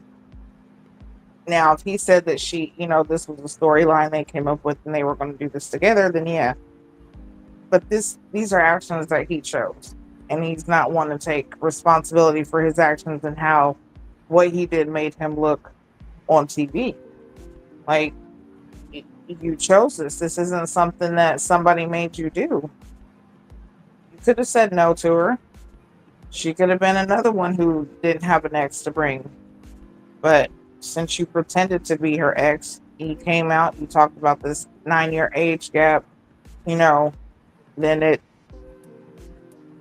the example that was used that, hey, you was crushing on her when she was 9, you was 18, because the way he was making things seem was really bad. So that's his fault. I don't know. I agree with Kiara, actually.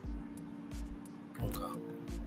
Thank you for that, beautiful. All right, y'all. Here is the next part of Kiara's statement. Here we go.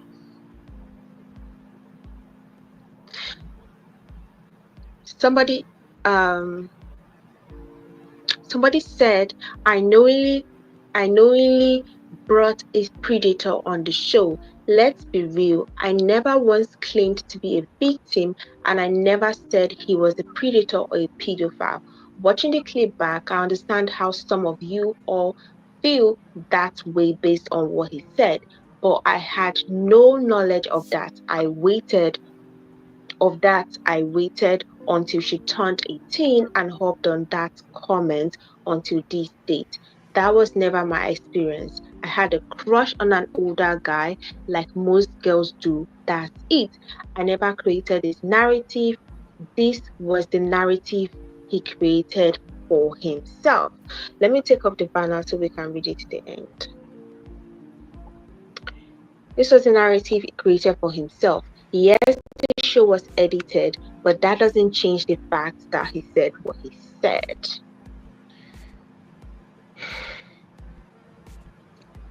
Yeah. And that is my problem. I get that Ready to Love is an edited show, but first of all, they said bring your ex. And then she asked you for a favor. You never dated. You knew she had a crush on you, which you said on the show, which is right. But then you came on the show as a favor, and then you started doing too much and started throwing out narratives that could be used against you. Yes, Jay was the one who brought the whole 9 and 18. But any single person, like what Tommy said, it's already sounding illegal. If someone throws out the 9-year-old gap, my mind won't even go into, okay, what if she was 20 and I was 29 and he was 29? My mind would not go there. My mind would go straight to, she was 9, it was 18. It's illegal. That's what my mind would go to. If you were brought in just to vet Jay, you should have gone there and done what you were supposed to do. but you went there throwing out, oh, she's still attracted to me. I still want her. I still like her. She had a crush on me. I don't know if the crush will not be there. This. She's materialistic. Nobody asked you for all that. So you were the one who said those words. And mind you, it's a reality TV show. It's a TV show.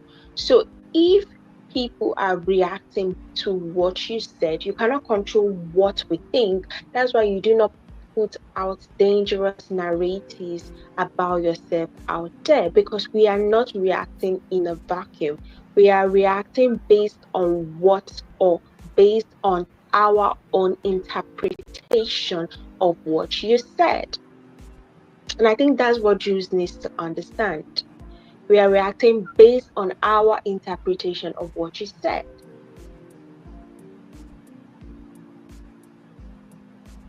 So it's sad that the narrative has already been created, and I know that nobody wants the whole grooming predator tag being placed on them, but this should serve as a lesson to everybody. She said she did not feel like she was groomed. She said she didn't feel like she was groomed because she was just attracted to an older guy, which may actually be the truth. But please do not go on TV putting out such dangerous statements and expecting people not to react that way. So what do you guys think about that? Don't forget to drop a comment, like, and subscribe. That is our girl. Talk with Solana there. I think everything that Solana said was right on point. And as you said, Q, to use my words, the camera can only capture what you give it, rather.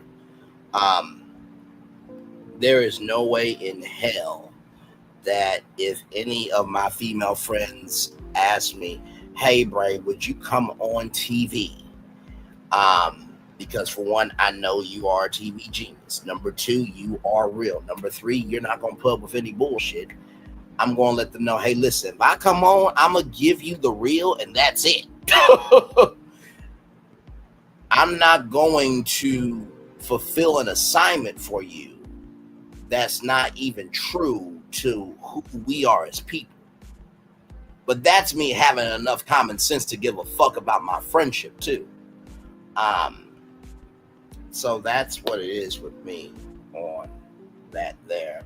Over to Q and Gigi, what did you think of Solana's comments there at the end and just overall about Jules and Kiara? It seems like I think everybody's on Kiara's side with this one.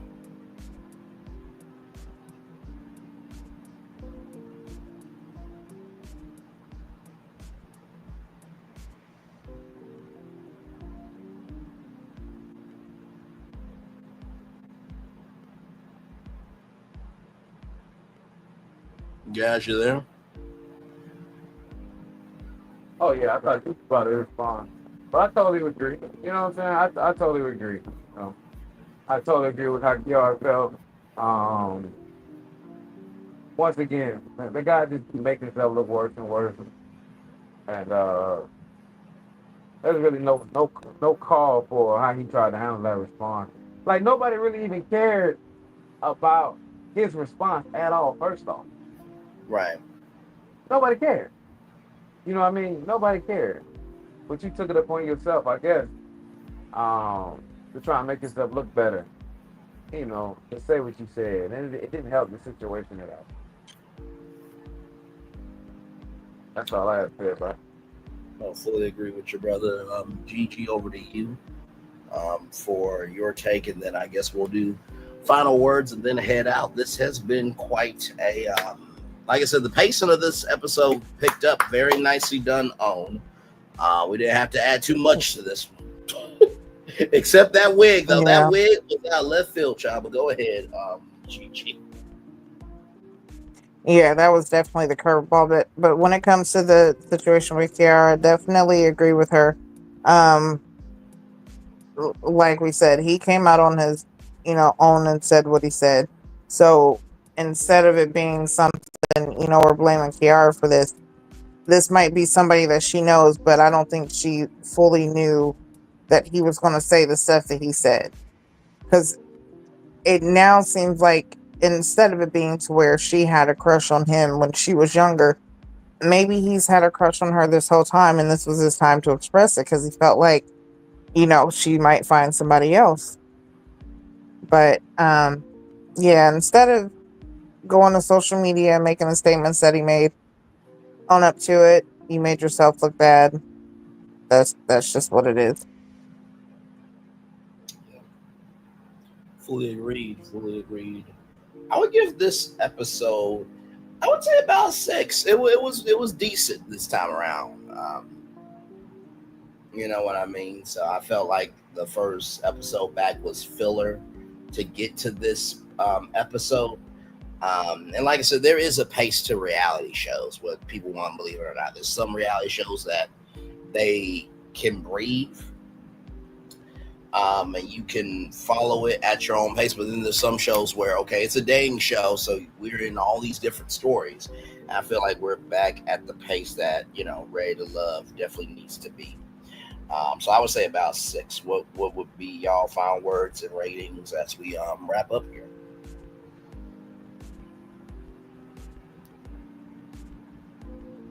So my response, I'd give it a 5.5. Yeah, it picked up a bit. Still didn't really show too much or give too much. At this point, we could do double eliminations just to get the process moving faster. After 5 months, what did we really miss? Like, what did we come back for? We could have came back with a whole new season and a whole new cast at this point. So yeah, I'm at a 5. Okay. So we got 6 from me, 5.5 from Gigi, and Q. What's your final words and your? I'm going high because all the other episodes were just not that great. So I'm gonna give it an 8 because compared to all the other episodes, it just looked that much more better. Yeah, I mean not really look that much more better. It connected to. It's a little more entertaining, So, but with in the regular Ready to Love rating, I probably give it about a 6, 5 or 6. But just because that was probably one of my better shows we watched in the last couple of episodes, I had to go with an 8. And my final thought, towards the end of the show, Cam was sitting here talking about he couldn't deal with somebody who break windows or have done that in their past before. Right. He couldn't deal with it. So the thing about it is, only thing you can control is your action. You don't get to control your consequence. You know what I mean? So a lot of times, are you trying to say that her saying that, you know what I'm saying, it's something that, of course, nobody wants that to happen. But are you going to create the space for that to happen? You know what I'm saying? Are you going to create the space for that to happen? So have you put yourself in a position for somebody to do that to you? Is my thing. You know what I'm saying? So it's a two-edged sword. Of course, nobody wants that to happen. And I'm pretty sure she don't want to do it. But on the back end of that, are you going to put her in a situation for her to even contemplate her want to do something like that? But I agree. You know what I'm saying? I feel like a man was gone. I don't feel like that was the right man to let go on the show. The ladies' lounge was kind of bland, but the rest of the show in totality, because of the men showed up, was really good. Okay. Sounds good, sir. Solana, I saw you on the stage that you came through. If you want to say something, we'll be here for at least a little minute. Excuse my nose. But yeah, that's pretty much the show. Yeah, this one was something for sure. So like I said, Vacation is next. I'm trying to think. Vacation is 1 episode or 2 episodes, y'all? Because I know sometimes they stretch them out.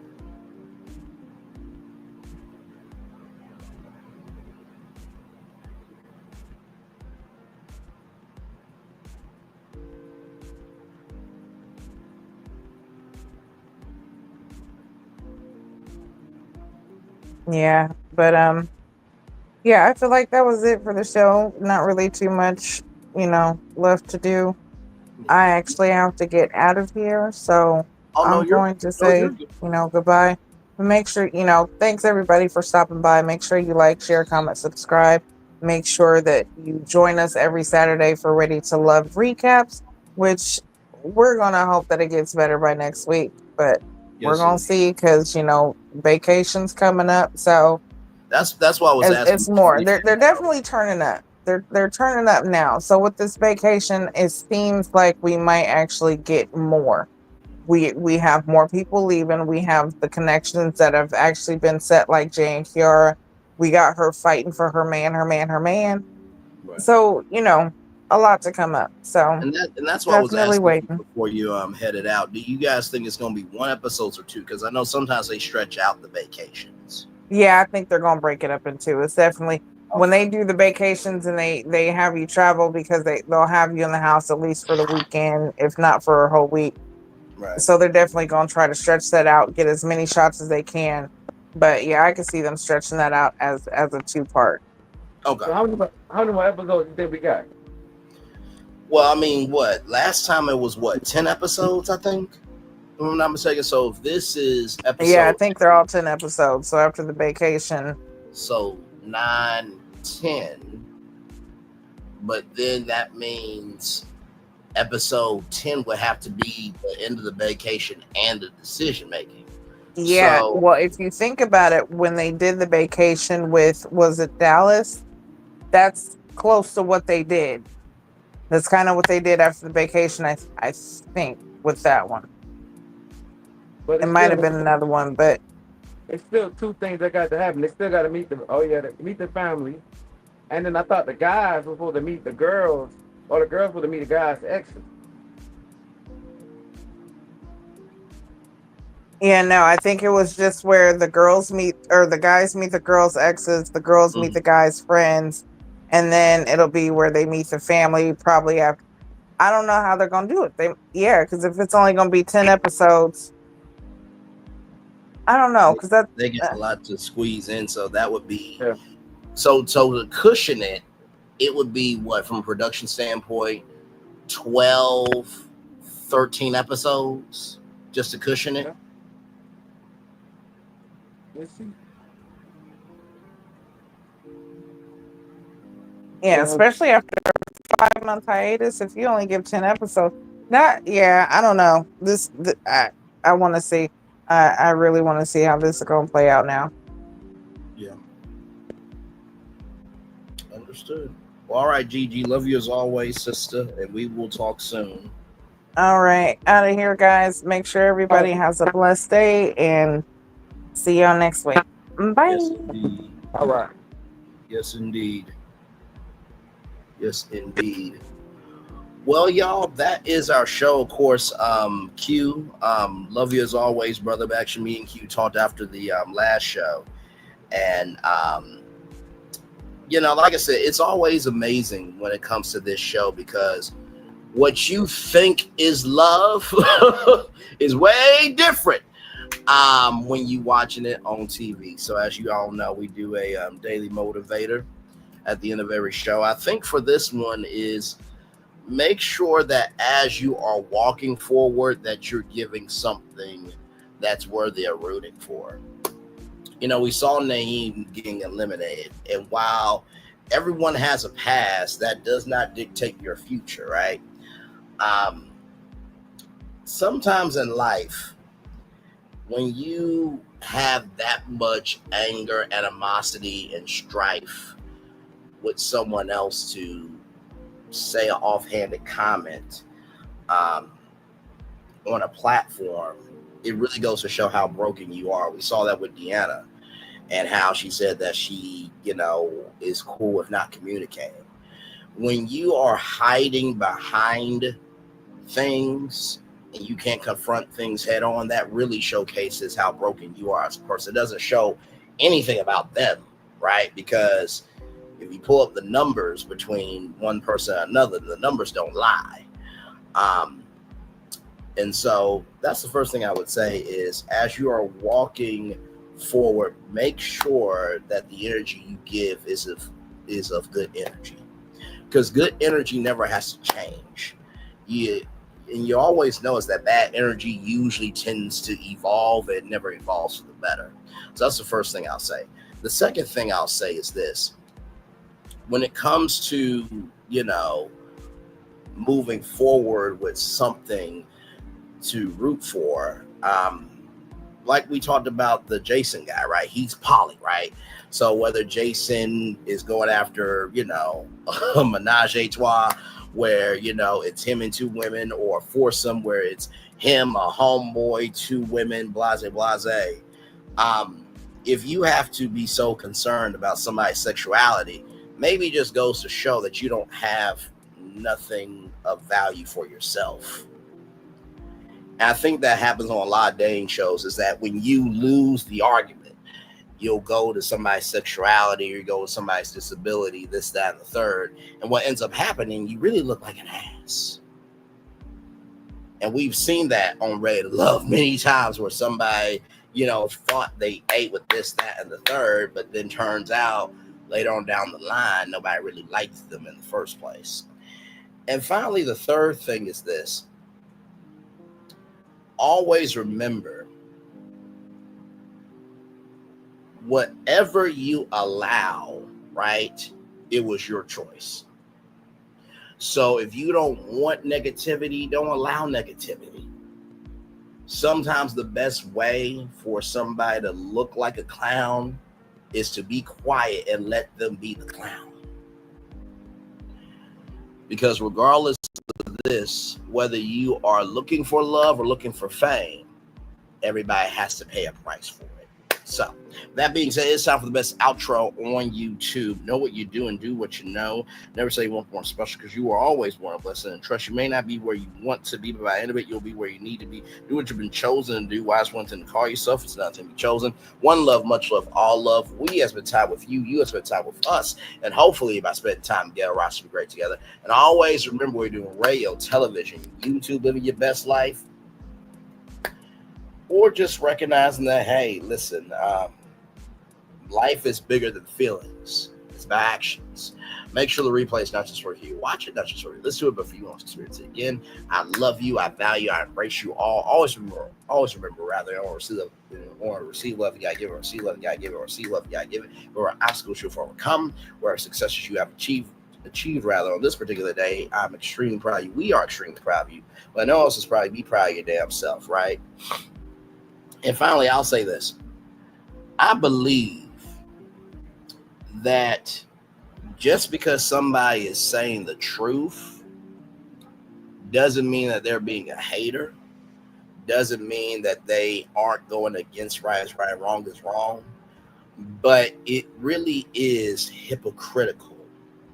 It is blasphemous. It is disgraceful to believe that you can say anything and everything and nobody has the right to say anything back.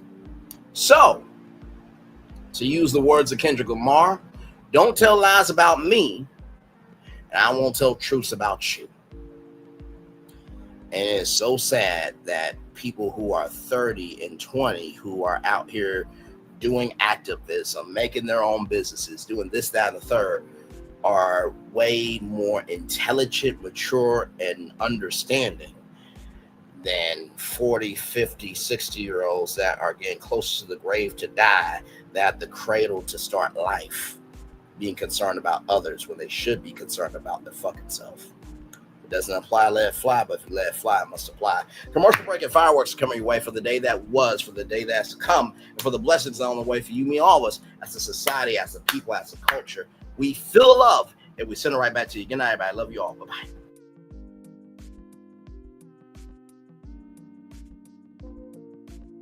I thought I should tell you, they've been talking about you. Yeah, they've been talking about you. They've been talking about the fact that they've done everything they could to stop you and everything they could to block you, but you still win. They've been talking about the fact that they have undermined your success and they have tried to sabotage your seasons, but you keep winning. They've been talking about the fact that even though they don't like each other, they get together to try to kill you, but you keep winning. They've been talking about the fact that you were voted least likely to succeed, but like cream, you keep rising to the top. They've been talking about how they tried to burn your world down, but like the phoenix, you rose from the ashes. They've been talking about you, and you know what they say? Oh, she's just lucky. He's just lucky. But no, you ain't lucky. You're anointed. You got something on you. You got favor on you. You got power on you. You were born to win. Now they can call it luck, but it's grace. They can call it luck, but it's favor. But whatever they call it, it doesn't matter, because you know what God calls you? Do you know what God calls you? A winner. I thought I should tell you they've been talking about you. Yeah, they've been talking about you. They've been talking about the fact that they've done everything they could to stop you and everything they could to block you, but you still win. They've been talking about the fact that they have undermined your success and they have tried to sabotage your seasons, but you keep winning. They've been talking about the fact that even though they don't like each other, they get together to try to kill you, but you keep winning. They've been talking about the fact that you were voted least likely to succeed, but like cream, you keep rising to the top. They've been talking about how they tried to burn your world down, but like the phoenix, you rose from the ashes. They've been talking about you, and you know what they say? Oh, she's just lucky. He's just lucky. But no, you ain't lucky. You're anointed. You got something on you. You got favor on you. You got power on you. You were born to win. Now they can call it luck, but it's grace. They can call it luck, but it's favor. But whatever they call it, it doesn't matter, because you know what God calls you? Do you know what God calls you? A winner. I thought I should tell you they've been talking about you. Yeah, they've been talking about you. They've been talking about the fact that they've done everything they could to stop you and everything they could to block you, but you still win. They've been talking about the fact that they have undermined your success and they have tried to sabotage your seasons, but you keep winning. They've been talking about the fact that even though they don't like each other, they get together to try to kill you, but you keep winning. They've been talking about the fact that you were voted least likely to succeed, but like cream, you keep rising to the top. They've been talking about how they tried to burn your world down, but like the phoenix, you rose from the ashes. They've been talking about you, and you know what they say? Oh, she's just lucky. He's just lucky. But no, you ain't lucky. You're anointed. You got something on you. You got favor on you. You got power on you. You were born to win. Now they can call it luck, but it's grace. They can call it luck, but it's favor. But whatever they call it, it doesn't matter, because you know what God calls you? Do you know what God calls you? A winner. Good evening. My name is Mark Woodbury. I'm the chairman and CEO of Universal Destinations and Experiences. Well, we're finally here. Tomorrow we begin a new chapter at Universal Orlando Resort as we open Epic Universe.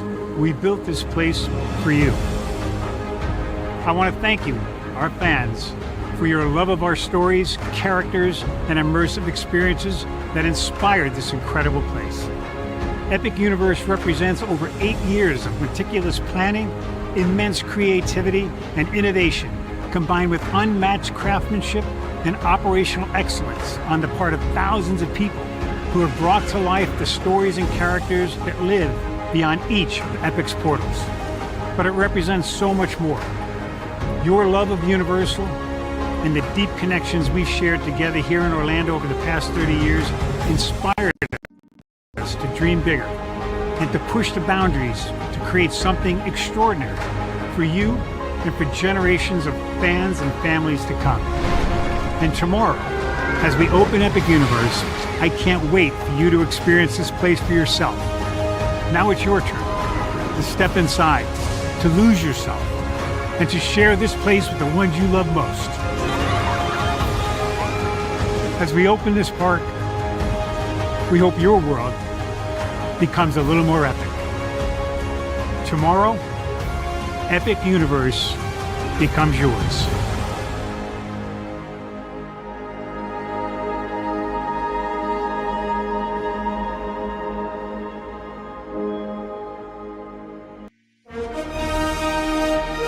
Prepare for a journey beyond imagination, beyond belief, beyond anything you've experienced before. Universal Epic Universe, a new theme park where you'll step through extraordinary portals to 5 immersive worlds. Prepare for a cosmic voyage of discovery, an isle of fire-breathing excitement, a shadowy world of monsters and mystery, new wonders in the wizarding world, and a new way to play. Plus the splendor of a magnificent resort hotel overlooking the park. It's all new excitement at Universal Orlando Resort. A week's worth of vacation thrills with 4 amazing theme parks, a variety of spectacular themed hotels, and incredible dining and entertainment. It's all at Universal Orlando Resort, where you'll find new adventures every day. Explore the astonishing worlds of Universal Epic Universe at Universal Orlando Resort. Because here's the thing, a good streamer can find other content. Child, Braylon been over there doing his thing, minding his GD business, staying out of trouble, trying to get the folks some positive stuff to talk about.